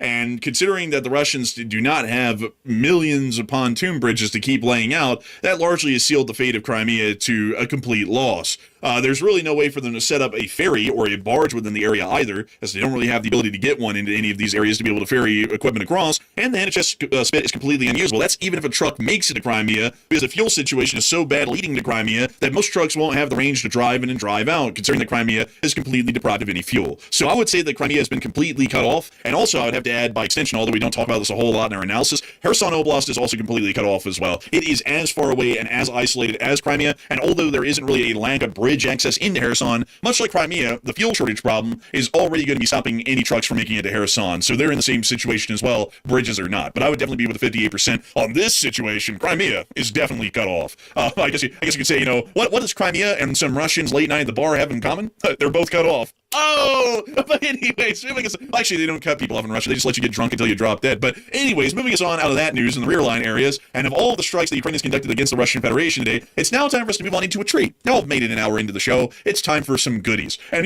there's no better goodie than the clip I'm about to show y'all. We got to see that a Tu-22 M3 strategic bomber crashed in Irkutsk yesterday. No way. Not a whole bomber. Not a whole bomber. A whole bomber. You want to see it? Oh dear. Let's take a gander. And it's gone. Yikes, that's not normal. I don't think they're supposed to do it. I don't think that's how they're supposed to land by the manual. Yeah, that thing went down like a rock. I've never seen anything quite fall like that. It was like falling with grace, but didn't have grace when it hit. It was definitely a bit of an ugly sight. That's wild to see a bomber that large just falling like that. Man, I guess you could say that it kind of bombed it flying. But man, that was rough. It to come down though? Like why did it come down? Was it shot down or what happened? It wasn't shot down. It looks to be some sort of pilot failure. Also, one thing that we can see, this is definitely pilot failure. Do you notice that in the stall that the ailerons at the back of the plane are actually elevated to the full elevation level, which was pulling the aircraft up? Turn his attention. They panicked. Yeah, I don't think he had enough altitude to properly do a stall recovery. He was too low. Like in a stall recovery, by the way, folks, I'm obviously not a pilot, but from what I've heard from pilots, is you typically want to push the nose down in a stall because you're trying to gain airspeed. So that way you regain lift over the wings. So that way you can pull out the stall. But you don't want to pull up in a stall because then you exacerbate the problem. It starts losing more lift, and you're just going to do exactly what this aircraft did right here and fall straight to the ground. So I see some people say maybe it ran out of fuel. I mean, would the Russians run out of fuel like that in a bomber? I mean, they would be stupid enough to underfuel it. I mean, that's not the question.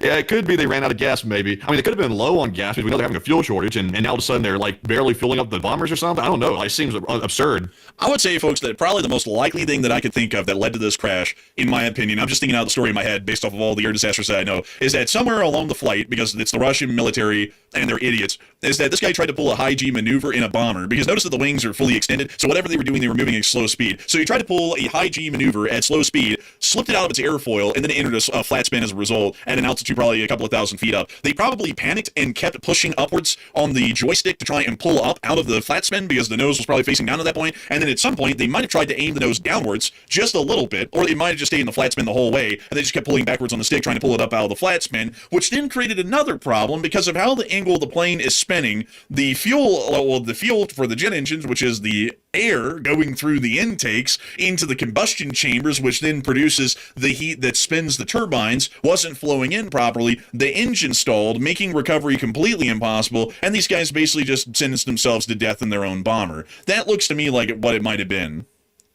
Maybe so. That's just wild right there. Also, unfortunately, while the Russians are crashing their bombers, unfortunately here in the United States, I think a B-52 crashed out in Edwards Air Force Base. I think it was yesterday, I believe. It was an unfortunate, horrible sight out there, by the way. I think we'll cover that during the question segment. I see some people asking questions about that, but unfortunately, we lost a bomber too. That's the sad part.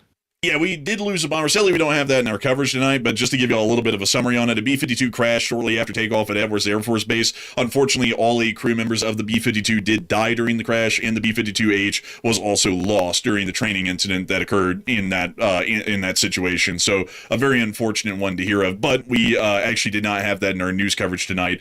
So that's a brief summary of what happened at Edwards. I also see a lot of people saying that, well, it looks to be in almost a dive spin, not a flat spin. Well, yeah, that's why I was saying that at one point they might have tried to recover, but then the airspeed's too low, because if they push it out of a flat spin, which is doable, at a low enough altitude, while they've kind of pushed it out of the flat spin, they're still in a dive at low altitude, at low speed. Recovery isn't really possible at that point, and that's why I added in the scenario. They probably got in a flat spin at some point higher up, tried to get out of it, and then once they were out of it, then they tried and pull back on the joystick like we saw right there to pull it up and out, but the engines had already stalled because they didn't have any air flowing through them to keep the engines running.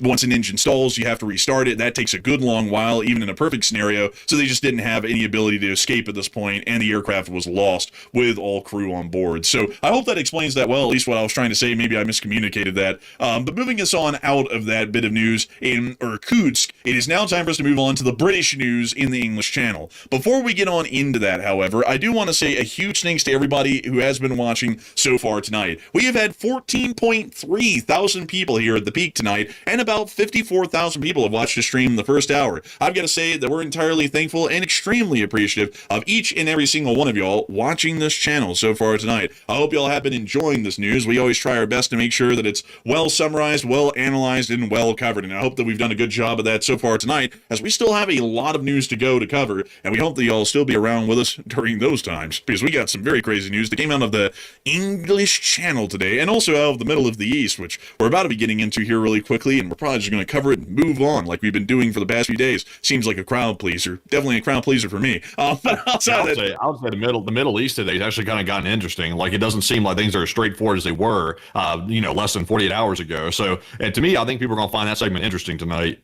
I think maybe, but I have a feeling that we're probably going to have to be battling out the elements of reality versus people who don't like to live in reality. I have a feeling that's probably going to be coming, but we'll have to see, folks, because the news is the news. We just have to report what we have. If you don't like it, I'm sorry, but this is the real world. Everything doesn't go in a way that makes everyone happy. So outside of that, though, we are going to get some questions before we move on into all of this news that we have for the rest of the night, and all the frontline news we have out of Ukraine, which is pretty significant as well today. So, Matthew, what do we got?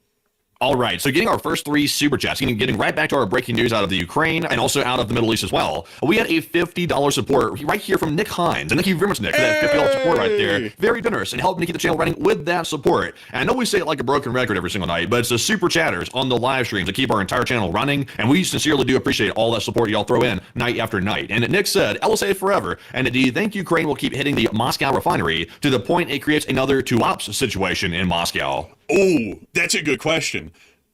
Technically, they could. Like, they definitely could do that. There's enough tanks there at the Kapotnia refinery to do such a thing. I'm not really sure if they would, though. That's kind of my thing. I'm not really sure. They might think that would create a panic in Moscow where they overreact to do something rash, and so that might stop them from doing it. Because we do see that Ukraine's attacks against Moscow become a little bit more reserved recently after the Oreshnik strikes, although they're still hitting Moscow. They're not trying to gun right for central Moscow around the Kremlin anymore, it seems. So I would say that they probably wouldn't. But the Ukrainians always leave us pleasantly surprised. Like, if anything, we always under-expect what the Ukrainians are going to be able to do, and then they far exceed anyone's expectations. So they might hit it. I'm not entirely sure. But for now, I would say with the kind of running record that we have so far after the last rationing attack on Ukraine at Belozerivka? I would say probably not. They're probably going to be a little bit more reserved about it, but they are going to continue their attacks strategically against the refinery to knock out the refining complex. But as far as creating a major situation over the largest metropolitan center in Moscow, I would be a little bit doubtful. But a big thanks to your support, Nick, and helping this channel to keep on running. Because it is folks like you and the entirety of the Elite Spring Army that go out of their way to support this channel that make this thing possible. Thanks to folks like you and your crowdfunding, we're able to keep this thing ad-free and sponsor-free, and have been able to for 1,574 days of war. And I've got to say that we're massively appreciative of folks like you who go out of your way to support this channel and also ask really interesting questions. So that way we can make this thing possible for millions of people who watch this channel every month and consider this channel to be their primary source of news. So humongous thanks to you so much once again, and with that, we're on to the next one. And this one goes to Michael Danianko, and hopefully I'm saying your name right, Michael, but thank you very much for that, by the way. And if I'm not mistaken, I don't want to sound ignorant here, but is that last name Ukrainian right there, or am I mistaken? It sounds Ukrainian to me, possibly, but I'm not sure. It might be another Eastern European last name.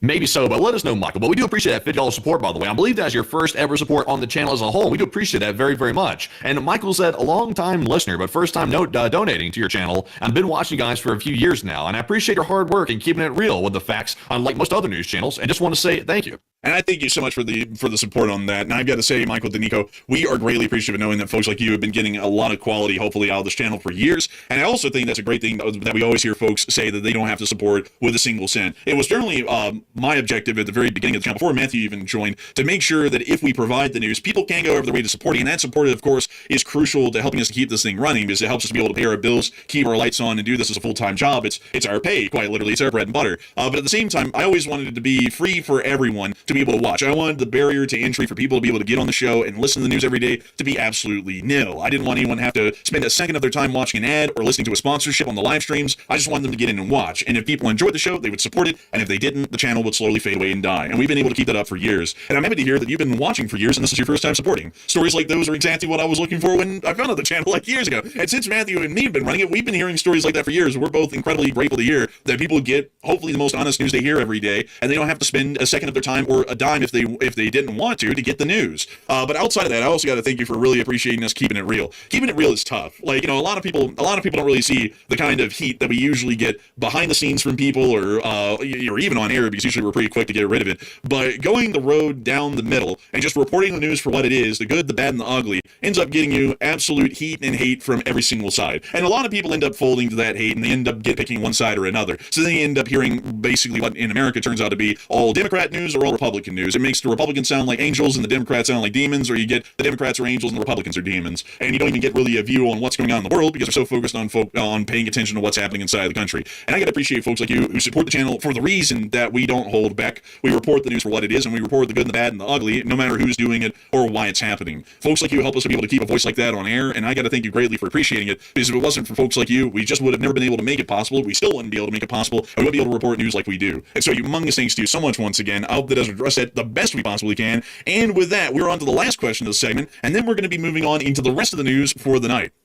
All right, in our last one of the segments, a massive $200 support Damn. from Andrew Hebert. And thank you very much, Andrew, for that massive $200 support, by the way. That is the largest support of the night, and also extremely generous of you, by the way. And thank you very much for helping keep our channel running. And of course, what say you? And I gotta say, an unbelievably massive support, Andrew Hebert, for helping this channel to keep on running. You didn't even throw in a comment. I would love to address something that you had said. But the support says a lot in itself. And I gotta thank you so much for putting a whole load into this channel and wanting to support it to help us to keep this thing running. Because folks like you make the thing possible. You help us to be able to keep everything going behind the scenes to where we can sit down every day and focus on this as a full-time job and cover this news like it's our livelihood, because it is, and it has been for 1,574 days. And I got to thank you greatly for that. I have to say that Matthew and me are just absolutely appreciative of all the kind words we get in the chat and all the support that people throw in the super chats, because quite literally, without y'all, this wouldn't be possible. There's no angel donors behind the scenes that keep us on air. There's no magic money that flows in from somewhere else like sponsorships or ads on these live streams. It's entirely y'all. Every single one of y'all is what has made this channel into what it is. And I know that a lot of people always put in their super chats a big thanks to us for running the show, but it's really a huge thanks to our super chatters who support us so that way we can be on air and do this. If it wasn't for the super chatters, we wouldn't be able to continue this channel on another day, because we would be hungry, we would have no lights, we would have nowhere to live, we would have to get another job. And I got to thank folks like you amazingly for that. So humongous thanks to you so much once again. And with that, it is time for us to move on and into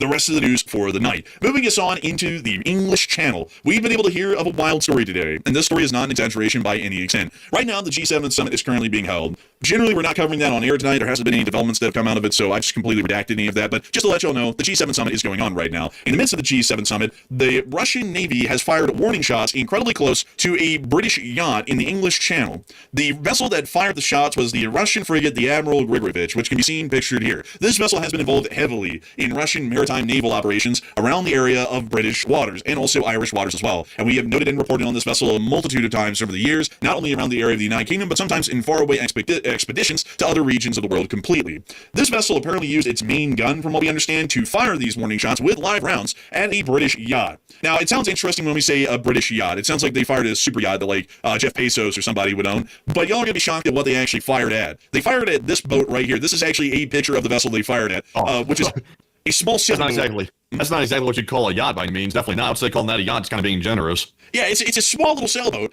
that is named the Bright Future, that is owned by an old couple of British pensioners that were out basically on holiday, sailing around the English Channel, and the Russians decided to pick on these old pensioners here and fire warning shots very close to their vessel. I would expect terrorizing the folks on board for no reason, just because. The reason why they did this is retaliation for the British seizing that shadow tanker just a couple of days ago with the Royal Marine Commandos, and this is Britain's response, is to terrorize a civilian sailing boat in international waters in the English Channel, which is absolutely absurd. Like, unbelievable, really, that they would even conduct an action like this. So far, we haven't really heard any statements by the British government about this incident publicly or what they're going to be doing to respond, but it is one hell of an act, to say the least, to fire live shots, warning shots, that is, around the proximity of two old people, a married couple, on their little sailing boat.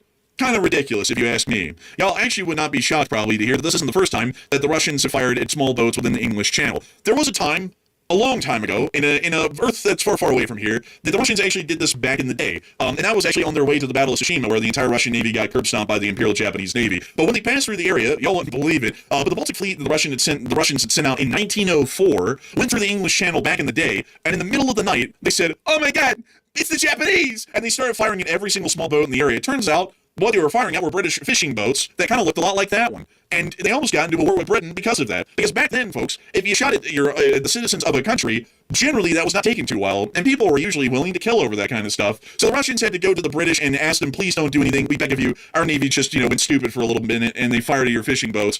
But, we really didn't mean anything by it. We're not trying to go to war with you. And the British barely avoided going to war with Russia because of that situation. Nowadays, the Russians fire at a sailing boat deliberately, and then the British don't even make a response within the day, which I'd have to say is pretty ridiculous, and I would say pretty cowardice, considering that, in my honest opinion, if someone had done something like this to American citizens, I would have expected the United States to blow the frigate out of the water. Whatever came after that would come after that, but I'd be damned if anybody would be firing at a U.S. citizen in open international waters. That's absolutely ridiculous. But right now, a lot of people are talking about what the British should have done, and it looks like a lot of y'all are agreeing with me in my analysis on what the British should have done. So, Matthew, what are people thinking about that, and what are you thinking about that as well?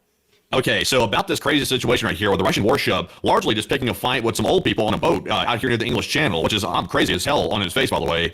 So there's apparently no provocation. Also, by the way, there's really no way to provoke a naval vessel like with a sailboat like this. It's obviously not a threat, so Russia clearly did this to make a point. So what should have happened? 52% said Britain should have fired back, while 17% said it's probably best to just ignore it for now, kind of like they did. And 25% said Britain should invoke NATO Article 4 and convene together the allies about the situation. And honestly, I know some people are going to take this to be a little bit extreme, but if I was in charge of Britain, I would have fired back at the bastard and sunk that ship. That's what I would have done if I was in charge of Britain. That's insane for a foreign enemy nation to pull up basically next to England's coast and start firing at their civilians. Even if it's warning shots, they're still firing at civilians and endangering their lives. To me, that's about as close to an active war as it gets without actually firing on Britain itself. So I would say personally, I don't know why Britain didn't send out a ship to combat the Russians doing that. They had no right whatsoever to start firing at old people on a boat like that. So I don't know. There was literally no response. And also, by the way, Starmer just boarded, or he got his forces to go board that commercial vessel that was alleged to be a Russian Shadow Fleet tanker. And he did that and made a huge photo op out of it. But clearly, he does not have the resolve to actually defend his people. That's obvious at this point. And I think the Russians detected that, and that's why they went for this action today. So, Enforcer, what say you? Sadly, folks, when we get to the Middle East, this is going to be a recurring story with the United States as well today, sadly. But on this situation, really on all situations that deal with the sovereignty of one's nation and the protection of their citizens, this should have resulted in a large response. From what we know, a British vessel was nearby when the incident occurred, and I want to make sure that I get the name of this vessel. Let's see here. Damn,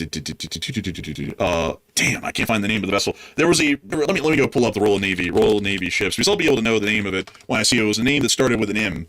And so let me go down the list. It was the HMS, was it the HMS Mersey?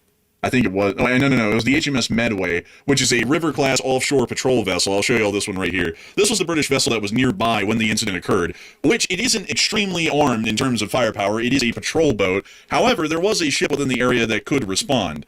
And however you look at it, and I know that a lot of people these days don't like to create incidents because for some reason a lot of people in the West are spineless, sadly, these days. But here's how I look at it, folks. If I'm the president of the United States, I'd be damned if anybody fires on an American. If anybody fires on an American, they better pray to whoever God they believe in because they're not going to be there for them, and they're not going to be getting mercy from the U.S. government. That's what I would say. With the Russians on this situation, if I was a British, say, prime minister, God forbid that the Russians fire on a British sailing ship that was conducting absolutely no provocative actions. That Russian ship is going to be at the bottom of the sea. Be damned. If they want to do something like that against a nuclear-armed country and its citizens, well, have at it. They can blow away the Grigorovich, and if the Russians have a problem with that, well, then there can be a war. But they're not going to go around terrorizing the citizens of a home country. Like, if I was a Britain, they're not going to go around terrorizing the citizens of my home country because they want to act like they have a right to. Their sailors have a right at that point to be at the bottom of the sea along with their ship. How I would deal with it, if I was the British Prime Minister, to give you all the full details, I would make sure that that ship is sunk in the English Channel, the crew would be collected from the waters, and then we would hold them on trial as a significant embarrassment to the Russian Federation on any charges that we can come up with. We'll basically make it a show trial, and then we will hold them as prisoners and ransom them back to the Russians when we get terms that are acceptable. That's what I would do. Oh, yeah, 100%. And you know, in reality, what the Russians would do in that situation, if Britain did that bold step, a lot of people were like, oh, well, Russia's going to fire nukes at Britain. No, they're not. What would happen is the Russians would say, oh, look, the guy on that ship, the commander of the boat or the warship that we sent out, he was simply acting reckless, and we had no part in that. We don't know what the hell he was doing. And they would try to distance themselves from it because Britain has nukes. Russia has nukes. Is Russia ready to throw in the towel as their entire country over one boat doing something stupid? I would probably say probably not. So Britain could call their bluff eventually. And also, by the way, even if it's not a bluff, I mean, what is Britain going to do? Just let the Russians like stomp all over them? It's like, how much more are they going to take? It's like, what are they going to accept the Russians firing on their territory next? There's got to be a line somewhere. And so far, England's not drawing that line yet. That was a weak move, by the way, yesterday, like with the boarding of that ship, with the whole like film crew they brought on board and stuff like that. That came across not very good. Like they made too much of a production out of it. So they could have called their bluff, but clearly, I think Putin called Britain's bluff this time. They're once again looking weak. Yeah, it looks incredibly weak. And I saw someone say, well, wouldn't the U.S. Navy fire warning shots if a ship got too close? From what we have been told, the ship did not get anywhere close to the Russian warship, anywhere to where it was in threatening range. The Russians fired on it from miles away just to fire on it and terrorize the people on board and to send a message to the British because it was a British flagged and owned vessel. That was the only reason that it was done. And because of that stupid reason, there ought to be no safeguards for a Russian ship that close to Britain. The ship should be blown out of the water. Like, I think that would send a message because, you know, something, folks, a lot of people go, ooh, that's so scary. Maybe we shouldn't do something like that. I'll tell you all a country that did something like that and how it turned out. Turkey did that back in 2016. The Russians, in their idiocy, decided to fly a couple of Su-24s over the southern end of Turkey through basically from Iran through Iraq to be able to try and get to Syria to go and bomb some innocent Syrians. So what the Turks did is that they just shot both of them down within days of each other. And you know what happened? Nothing. The Russians completely backed off. They issued an official apology to Turkey that those aircraft even went through their airspace, and they never did it again. Because here's the thing, folks. If the Russians want to die on a hill of trying to terrorize the British, well, they can actually die there. The British are nuclear armed. Like, whether people like Britain or not these days, Britain has 400 nuclear weapons. That would level the entirety of Western Russia and the rest of everything else in the east and Siberia. The Russians might be able to nuke Britain back, but is Russia willing to die because they tried to pull a stupid terrorization of a small sailboat? No. No, the Russians wouldn't do that in the first place. If they knew that Britain was actually going to respond to it, they wouldn't. So I mean, the problem is, the reason why Russia keeps doing this is because they know that Britain is not going to respond. So essentially, Britain is causing their own problem at this point. They are their worst enemy. That's the case right now. That's why you can't be weak as a country like that, because the world, like I've made this reference before, but the world in geopolitics operates like a prison mentality. If you're perceived as weak, pretty much every prisoner in the prison is going to get you if you're perceived as weak. So right now, the UK is like the wimp in the corner who's not willing to fight for themselves, and all the other prisoners are looking at him like a snack, basically. So that's what the UK looks like, a big snack. Also, I saw Mr. Allen say Putin doesn't care. Well, it doesn't matter if he cares. Like I know what you're saying there. He doesn't care, so he might just escalate into a war. Well, that doesn't matter. Like, the principle of it is that we're not going to let. If I was a Briton, I'm an American, speaking from an American position and putting myself in the shoes of the British. If this was a U.S. situation. If I was a British citizen, I wouldn't stand for this. I wouldn't stand for this as an American. I would go to war with the Russians over this. because there has to be a line that's understood. We're not going to let the Russians just show up, say, in like Maine with a little military group like a battalion and just start going around massacring cities in Maine because we go, oh, like Putin could fire back. Well, that's a stupid mindset to take. If the Russians show up in Maine, they're not going to be alive much longer. That's just the premise we have to take for a national defense standpoint. If the Russians have a problem with that, well, then we're at war. We don't really have a choice in that situation. But we're not going to let American lives be at risk or British lives be at risk because we're kind of scared of getting into a larger confrontation when we have no choice at that point. Now, I'll tell you what, the British need to be the snack that fires back. They need to be that. I'll tell you. I'll tell you what, Brit snacks, the snack that fires back. But they need that, really. That's what they need at this point. And you know what would happen, folks, is that if the ship was hit and sunk and the crew was ransomed and embarrassed, the Russians would make a little bit of a stink about it diplomatically, but behind the scenes, they would be going to the British going, hey, look, let's try and de-escalate this whole thing, okay? Maybe you could ransom those guys back to us, and we can give you some of the British prisoners that we've captured from like the Ukrainian Foreign Legion. How does that sound? And that's what they would be doing, because everyone wants to talk about the British these days and their domestic internal issues. They still have thermonuclear warheads on Trafalgar-class submarines at sea that can hit Russia in minutes. That never goes away. No matter how much you like the British or hate them, they're a nuclear-armed country with quite a lot of nukes. Like, if you put Britain and France together, they have as much nuclear weapons as the Chinese do right now. So if you put that into mind, they're not going to mess around with the British if they actually show some teeth. If you show some teeth, the British are going to back off. Well, actually, the Russians are going to back off. Right now, it's the other way around. If the Russians show some teeth, the British are going to back off quite literally until the fight's on their beaches, and they will still back off to London probably at this point, sadly. But anyways, moving us on from this whole side note here, and moving us on into the Middle East, there has been a lot. Yes, it's time for that segment of the night. Man, the way you just did that, that's like, I dread this segment. Like, I absolutely hate this segment. We've got to get you all through the bad news first because it's important we get through that because it kind of lays the scene for everything that can happen later, more closer to the show. So, strap in, folks. I'm not going to get incredibly heavy into my thoughts and opinions. I think a lot of y'all are probably going to have the same thoughts and opinions as myself. So, I'm just going to tell y'all what happened today, explain it as we have it, and then we're just going to move on. So, moving us into the diplomatic news that we have for the day, we have been able to hear the following information. U.S. officials have confirmed, according to the Wall Street Journal, in a briefing that Iran will get full access to a total of $100 billion in frozen funds and the $300 billion reconstruction fund, both included in the deal with implementation now underway. More than $150 billion of the fund has already been committed, directly contradicting the president's claims that the U.S. will not contribute to the $300 billion fund, per Reuters. So from both the Wall Street Journal and Reuters, we are understanding that the U.S. is involved in forking over money to the Iranians. We've also been able to hear some further information as well, that apparently the current memorandum of understanding requires for the IRGC to be removed from the terrorist organizations list in the United States of America. There's a problem with that. Currently, the standing law in the books actually effectively blocks the removal of the IRGC from the forest terrorist organization list for the next 4 years because of attacks that they conducted prior. The president can waive the restrictions on the national security grounds, but convincing those in the Congress to support removing the IRGC from the terrorist list will probably be a major political challenge. Also, it appears that Matthew is issuing a correction. What do we have? Okay, so Reuters, by the way, Reuters did not report that any government was handing over money, by the way. I just want to clarify that. Reuters did not report that. I think the person who made that Twitter post was mistaken when they wrote that. What Reuters has reported is that the new fund is a private investment vehicle. It's not a reparations program, and it will not include any government money or grants. So they're saying it's coming from different regions across the Middle East, et cetera. It's not entirely clear where the money's coming from, so there's still some stuff that's unknown with it, but it is a $300 billion reconstruction fund. That's what we do know. We just don't know exactly where the money's coming from in the deal. Just make that correction. All right, so with that correction out of the way, we also were able to hear that, according to some other sources, we were able to hear that there was a $300 billion Iran investment fund, further corroboration of that across the board, and we've also been able to see a couple of other corroborations of that as well. So we're generally understanding that the United States is pioneering or championing some sort of a $300 billion reinvestment fund for the Islamic Republic of Iran. So we're giving the Islamic Republic of Iran, through some sense or another, from some money somewhere, $300 billion to end the war, basically. It's either coming from the United States or it's coming from other people in the region. We've also been able to hear, additionally, that in the midst of that, later on today, reports of explosions started to come out from South Kisham Island in the Strait. And according to Mecca News, way early on in the day, mind you all, the blast may be linked to maritime traffic management operations. And that was all that was stated. It then came out a little bit later on today that it appears that Iran has fired multiple drones towards commercial ships in the Strait of Hormuz since the U.S. and Iran agreed to a memorandum of understanding Sunday. The IRGC has fired multiple drones each night since the MOU was digitally signed Sunday, according to a U.S. official that spoke to NBC News.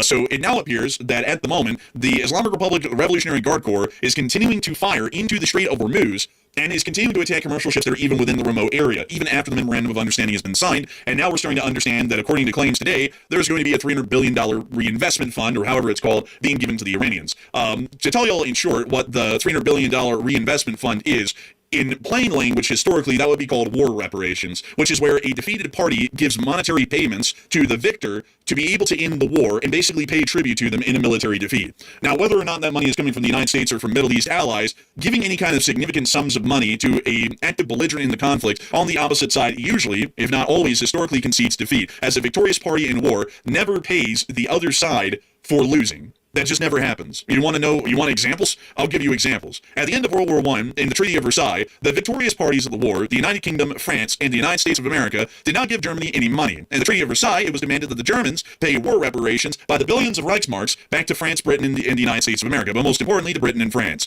At the end of the Second World War, the Germans were once again required to pay war reparations for the damages that were conducted to the British, the French, and elsewhere throughout the entirety of the conflict. Later on, in the late 40s, because of the possibility of the rise of communism in the region, the Marshall Plan was brought forward, which wasn't war reparations, but was a building up of the now Allied West German government in support of U.S. interests. If you also look at some other examples throughout history, you would also see that at the end of the American Civil War, for another example, there were absolutely no war reparations paid by the Union to the now defeated Confederacy of the United States. That never happened. You don't see countries that win wars finding ways to give the other side tons of money as a part of the settlement structure at the end of a war. So to tell you all in short language, after I've gotten done explaining all that, you can look at the reinvestment fund, no matter where the money is coming from, as war reparations to Iran, which largely is admitting defeat on the U.S.'s end. And it looks like a lot of people in the chat right now are talking about this in their opinion. And Matthew, what are people saying about that right now? Or what do you think about it as well? Okay, so right now we do want to emphasize this as well, by the way. The U.S. government is refusing to release the details of this memorandum of understanding. They're refusing to release it, and also there's reports out there that the U.S. won't even release the details of the deal to Israel, which is literally our partner in the region in the Middle East. So not only is Israel not getting to see it, but also the U.S. public's not getting to see it, and also not even the U.S. Senate is getting to see it. They said today they haven't been briefed on what the details are about the plan. So literally nobody knows what's in there except for the U.S. executive branch, and that's it. That's the only people that know what's in this deal. And also, obviously, the Iranians and maybe some of the Gulf states know what's in it, but that's it. They're keeping it very secret, and that's not a good sign in my opinion. But some people are calling this deal, so far the leaks that have come out about it, because the leaks don't sound very good, they're calling it a complete surrender by U.S. officials to Iran just to end the war and get it over with. And do you agree with that? 62% said yes, it's a practical U.S. surrender, while 24% said, the deal likely won't work anyway and it probably won't matter at all. 9% said no, it's better than simply endless war. So I would say this, folks, there's no other way to put this. I hate to say it, as an American, it pains me so badly to even say this because I don't want to report this type of news about our country, but if it's what's happening, I'm not going to sit here and pretend like it's not. I'm not somebody to ignore reality. It's a practical U.S. complete surrender. That's essentially what this is right here. The U.S. has simply lost interest, the U.S. government that is, specifically the executive branch, has simply lost interest in seeing this thing through. And instead of seeing it through, they're going to sell everybody out. And they're going to sell out the entire U.S. public. They're going to sell out the Middle East partners. They're going to sell out everybody just because they got bored with the war. That is insanity, to say the least. Also, by the way, in my opinion, speaking about the Reconstruction Fund, the $300 billion Reconstruction Fund that the U.S. has so far generally said is true, but they're not really saying where the money's coming from. My guess is about half of that, about $120 billion of that Iran Reconstruction Fund is going to be coming from all the assets that the West has frozen of the Iranian assets globally. So that's about $120 billion of frozen assets they're probably going to unfreeze to give right back to Iran. That's a hell of a lot of money, by the way, for allegedly reconstruction. Basically, to me, it sounds like reparations. That's what it sounds like to me. Not only that, but Iran's maintaining control of the Strait of Hormuz. They're still firing on vessels literally today, and the U.S. has lifted their blockade already from the sounds of it. So, I mean, how can we frame this in any other way other than a complete surrender? I don't know how we can, really. So this might be one of the first times ever that the U.S. has ever surrendered in a way this aggressively and this badly. It might be one of the first times we've ever done it, and it's completely unnecessary, by the way, completely unnecessary to do this. But for whatever reason, they have. So I'm with a 60%. And Enforcer, what say you? I would be with a 60%, sadly. And I got to say, folks, that this is something that pisses me off, and I'm trying to keep it as very calm as I can on air. Pisses me off to the extreme that a country like ours has to suffer a defeat because of the mental ineptitudes of the elected officials in this country. There's no other way to put it than that. If you don't like that, then you're way too lost to be on the show. You need to go find someone else to watch. But this is getting absolutely embarrassing and ridiculous. The United States started the conflict with three important war goals. We were going to overthrow the Iranian regime, we were going to stop their nuclear programs, and we were going to stop their funding of terrorist forces in the region. Now we're looking to delist the IRGC as a foreign terrorist organization, which is doing the complete opposite of our original war goal. The Islamic regime has not been overthrown in the Islamic Republic of Iran, meaning that we have not achieved that war goal, and the Iranians are going to continue to work on a nuclear weapon. They continue to do that through the JCPOA. They've been doing that for decades prior. They will continue to do that for years or decades after this. There is absolutely no reason to believe that they they won't because it is a terrorist state and they're not to be believed at their word. So all three of the war goals that we originally went into, we're either completely giving up on them or we're going in a complete 180 and giving them exactly what they wanted. Not only that, we're now apparently giving de facto control of the Strait of Hormuz from other reports to the Islamic Republic of Iran, which now means that the Islamic Republic of Iran, which was operated as a neutral international waterway before the war, has now been lost and handed over to the Iranians, according to what we're hearing from leaks from the press right now. So not only did we fail at all three of our original war goals on the Islamic Republic of Iran, we even lost something that we had by default at the beginning of the war. That is bullshit. Like, there's no other way to put that. That is a complete, for losing the war. It's a complete defeat. This is something that the United States should not have to tolerate. It's so bad. Like it's really like there's no other way to put it. I'll be honest with you. I've seen only like maybe a handful of people that generally are like YouTubers, people in mainstream media. I've only seen like a handful of people defending those. There's pretty much nobody that can really even defend it for a large part because, like the enforcer was just saying, 0 war objectives have been achieved here. 0. Not only that, but now we've, like you said, gave up control of the Strait of Hormuz from the sounds of it, and now we're giving money back to the Iranians either through unfreezing assets that have been frozen globally by Iranians. Or I mean, we're apparently giving them money from the sounds of it. So we're way worse off than we were before this war started. Much worse off. And now we're about $100 billion in the hole from military spending on this war. That's another downside to it. And not only that, but Iran is now emboldened to go even further and do whatever the hell they want at this point. I mean, what is holding Iran back from doing anything at this point? And there's nothing, because they basically just forced the U.S. to surrender. And we didn't have to. That's the part that really gets me angry. We did not have to surrender to Iran. This is a completely voluntary decision by the leadership here in the United States. Completely voluntary. We could have finished the job. It might have gotten nasty, but we could have finished it, which would have been much better off than simply looking extremely weak like this. So, you know, it's just a pure shame. To put it in another way, folks, the rate of spending that we had for a month and a half of the war, which was $100 billion, we would have continued this war on for another 4.5 months at the cost of $300 billion.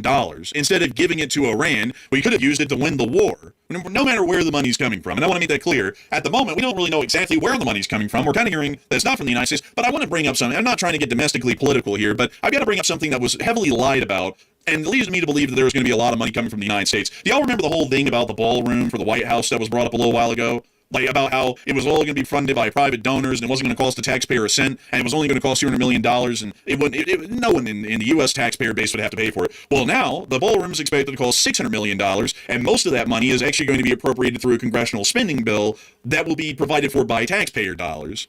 And at the very beginning, it was sworn up and down and promised that not a single tax dollar, not a single cent, would be spent by the U.S. taxpayer to build that beautiful big ballroom. And now the U.S. taxpayer is paying way more than the private donors ever would have paid to build the damn thing. So considering the fact, just to say here, because we have a little bit of a track record at this point of flat-out lies about what the U.S. is spending money on and what they're not, I'm heavily doubting that the U.S. isn't spending a single cent on this whole reparations thing to Iran. I'm having a feeling that when we actually get the deal out, which then it'll be too late because they're deliberately concealing at this point to hide it from the public for open discussion and open disgust at what we're actually doing, I have a feeling that once the memorandum of understanding is lapsed and the peace deal is signed and in stone, we're probably going to find out here in the United States that we're going to get absolutely flossed, and probably a decent amount of that money is going to be paid out by the United States of America directly from the taxpayer. That's what I'm generally expecting at this point.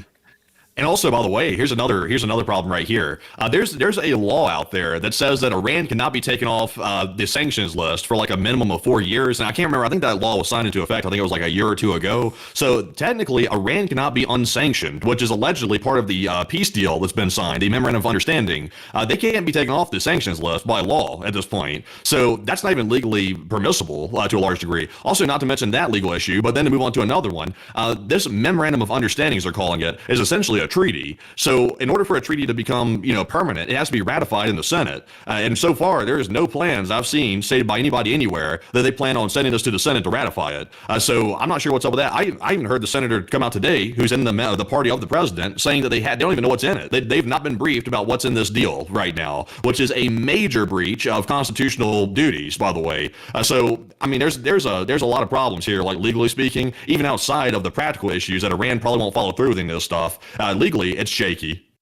It is incredibly shaky and wildly shaky. I saw someone say in the chat, and I don't mean to sound sarcastic addressing this, but if I do sound like it, it's not at the question, it's more so at the idea. But someone said, well, the war was unwinnable because, once we got into the war, the U.S. would basically have to fight it to its conclusion, which might lead to a lot of losses of men.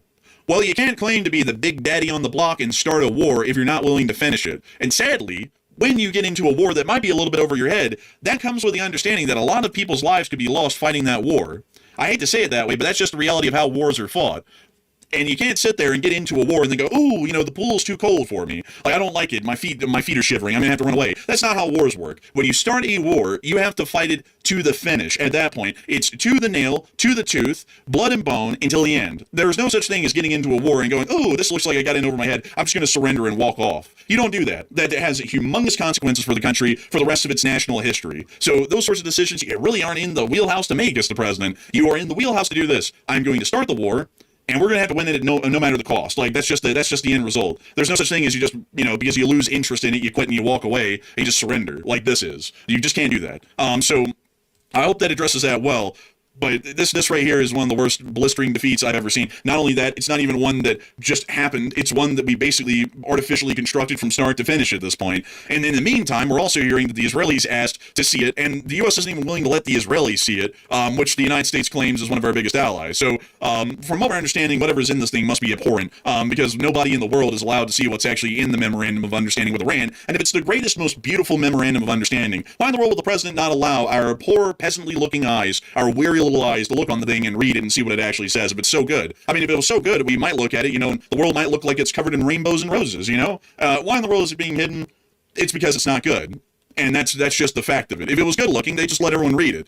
We also were able to hear that the Iranians are now threatening the Israelis as well, now seeing that the Israelis are largely isolated. And the Iran's Qatam al-Anbiya headquarters claimed that Israel has violated the southern Lebanon ceasefire 84 times in 2 days since the president declared the war is over. The command warned that if Israel's strikes continue, Iran's armed forces will respond harshly, already showing that the Iranians plan on resuming the war with Israel solo, considering there probably won't be any more support for Israel in the entirety of the region. We've also been able to hear that in the midst of this all, ISIS decided to get a lick in today and actually attacked an Iraqi government oil tanker passing through the Manbij city area in Syria over the day, with the statement here coming out from ISIS directly saying that they took responsibility for the attack around Manbij, showing that ISIS is also starting to rear its head up a little bit farther and is trying to exert more influence over the central Syrian area from Palmyra all the way up to the Lake Assad region just to the east of Aleppo. So it certainly appears they might be resurging in large form here again at some point in the future, because their influence and spread of attacks are beginning to grow within the Middle East. But outside of that, a lot of people are talking about the current situation with the IRGC threat by the Qatam al-Anbiya against the Israelis today, that if they do not retreat from southern Syria, they will attack the Israelis harshly as a response. And Matthew, what are people thinking about that right now, and what are you thinking about that as well?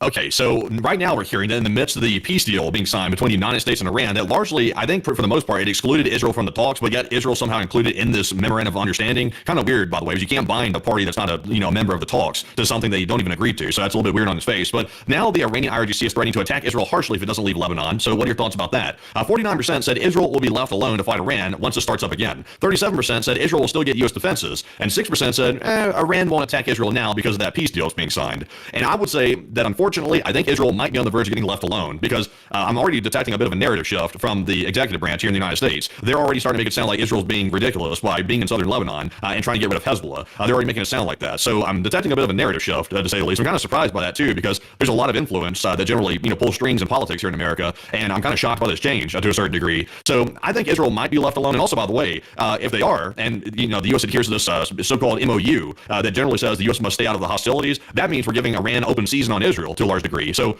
I mean, at that point, the U.S. is forced back into, are we going to violate the MOU and help defend Israel, or are we going to just stand back and let Israel keep getting attacked over and over and let that be the end of it? So that's why this is very tricky. Obviously, Iran doesn't want peace, and they haven't surrendered. The Iranians definitely haven't surrendered, because why are they threatening to attack Israel with missiles again? So, Enforcer, what say you? I think Israel's probably going to be left alone out to the cleaners, because that's how the U.S. has been doing everyone in every region over the past year and a half at this point, and I would expect that the Israelis are going to be the next one on the chopping block. We did that to Ukraine, we did that to the whole of Europe, we did that to the South American nations, we did that to East Asia, just recently with our visit to China. We've done this with everybody, and now it's Israel's turn to be treated like trash and basically just thrown to the wayside at this point. So whether or not, folks, you say that Israel is a decent ally or not, I would say there's a good argument there to say that they're not really the best ally. I would say that at the same time, however, leaving allies out to dry and just packing up and walking off in every region and making a running trend of that is not doing the U.S. any good for its image. It makes it look like we're not an ally to stick by, and it'd be better for them to pack up and change allegiances.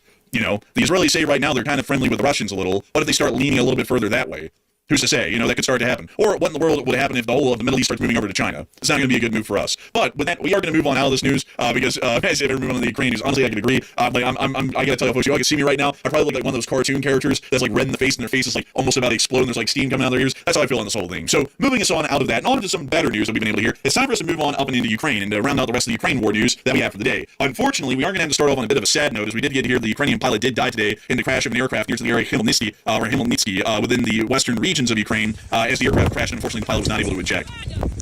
We're not entirely sure at the moment whether it was a MiG-29 or a Su-25, but we're still trying to find out that information at the moment. The Armed Forces, the Air Force of Ukraine did put out a statement, however, stating the death of the pilot and also the aircraft that was lost. It was just that, unfortunately, I didn't put that here on the air to be able to recite.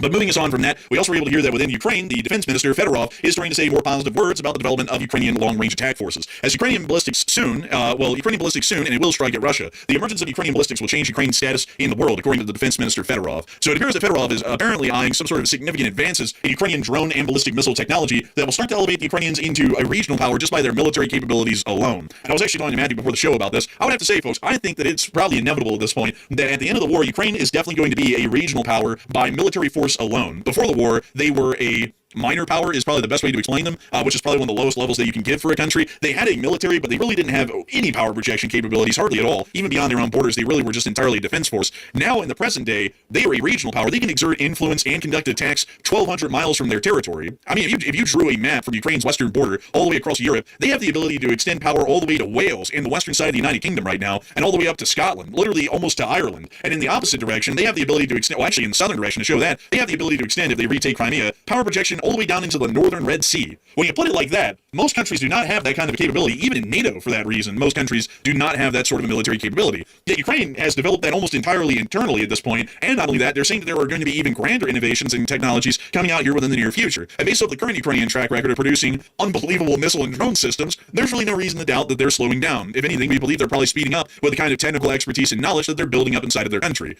We've also been able to what if Ukraine ends up becoming the de facto leader of NATO? If the U.S. keeps trying to bow out of NATO to a large degree, it's like, I know Ukraine's not a member of it yet, but I mean, when Ukraine wins the war and the war is over, they can enter NATO at that point. So, I mean, at that point, Ukraine might be one of the most powerful members of NATO when they join, if they keep this current rate of advancement with their weapons technology and also their arsenal as a whole. Granted, Ukraine doesn't have nukes, but I would argue that nukes aren't really that important of an operational capability when you're fighting a ground war like this. It's more important to have operational weapons actually work on a front line, because you can't lob nukes at each other when you're fighting a normal war. That's mainly for deterrence. So, me personally, Ukraine could be a viable contender for leading the European sphere of NATO. I would say they'd definitely be up there. Like, if the U.S. left NATO, which at this point, honestly, folks, I don't know if that would do any harm to them. It probably would be beneficial to them, actually. But if we saw that the United States did leave NATO, I think that they would form something of a council of a sort, where the French, the British, the Germans, the Polish, and the Ukrainians would be the main decision makers in the alliance for strategic and military purposes, because Germany has the economic might, along with France and Britain. Poland and Ukraine, Germany, France, and Britain have the largest militaries in all of NATO, and the ones that would be the most capable technologically. And I would say that they probably just form like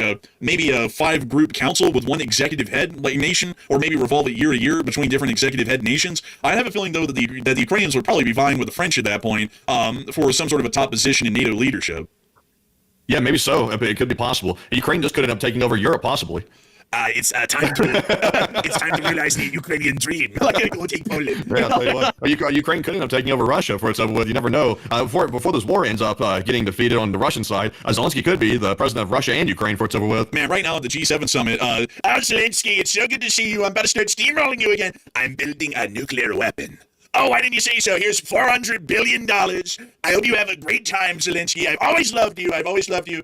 Regime change in Ukraine, well, it happened when Zelensky got in charge. Really the greatest guy. We all love him. But moving us on out of that news in Ukraine and the statements from the Ministry of Defense, we also got to see that in the area of the Kursk Oblast, the Ukrainians did a little funny one today. They actually blew up a Russian training ground in the Bullshit Ugany. A lot of y'all are probably like, where the hell is Bullshit Ugany? What kind of stupid name is that? It is stupid. Here is Bullshit Ugany. And I actually don't know where the training grounds were relative to the town, but they're somewhere around this town. Here's the clip of them blowing it up, though, which is really the icing on the cake.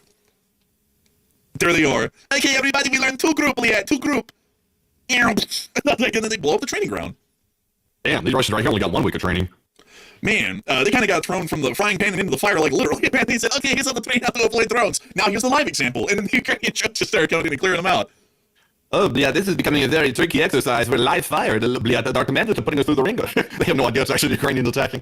Man, they're about to get captured by the Ukrainians. Oh, God, I thought it was a training exercise. Like, those same drones were, like, blowing us up back in Russia. We just thought it was, like, a part of the drills. But moving aside out of that, and into our location of notes, we have some very interesting ones today. First off, we were able to hear that the Ukrainians are developing a brand new DART missile. Apparently, this thing is going to be carried by a balloon to high altitude of about 12 to 18 kilometers, and then gravity dropped towards its target. Once the missile gets some sort of an image of the target that it's going for, it will use a very similar computational system to the AGM-65 Maverick, I believe, if I'm remembering that correctly, and it will then make its way onto the target itself striking it and destroying it. It'll be carrying a warhead of about 3.5 to 10 kilograms, and considering that it's coming in from above, almost at a direct 90-degree angle, the armor there would be minimal, the explosive force would have to be minor, and it would be able to cause a significant amount of damage. So we'll have to see how well that thing performs, but it's a very interesting concept. That's also what it'll look like deployed on the balloon. Kind of crazy to look at, but moving us on out of that whole deal, we've also been able to see the Ukrainians cooking up some fresh Contact 1 ERA. Many people have been wondering where the Ukrainians have been getting this limited supply of Contact 1 ERA throughout the whole war. And crazily enough, I didn't know this either until today. They're making the stuff. It's simple enough to make, and I didn't realize that until today, until I started thinking, oh yeah, the stuff was made in like the early 70s, so it has to be pretty easy to make. But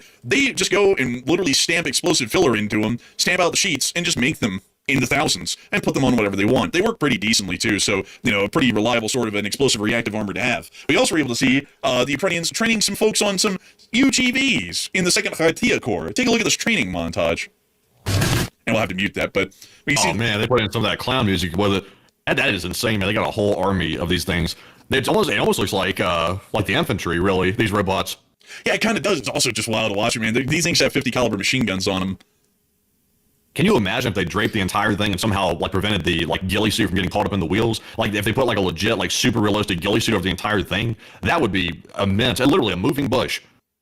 Man, that would be insane. It's just wild to watch this these days and to think that this is a firepower multiplier for most Ukrainian platoons these days. Like they'll send one of these up with the infantry to give them a whole unmanned flank of supporting fire to be able to cover their advance if they conduct infantry battles. These things can even be operated entirely without infantry, basically as a standalone one-man army. Are they electric or are they gasoline powered? Not really sure on that one. I think they're probably gas powered for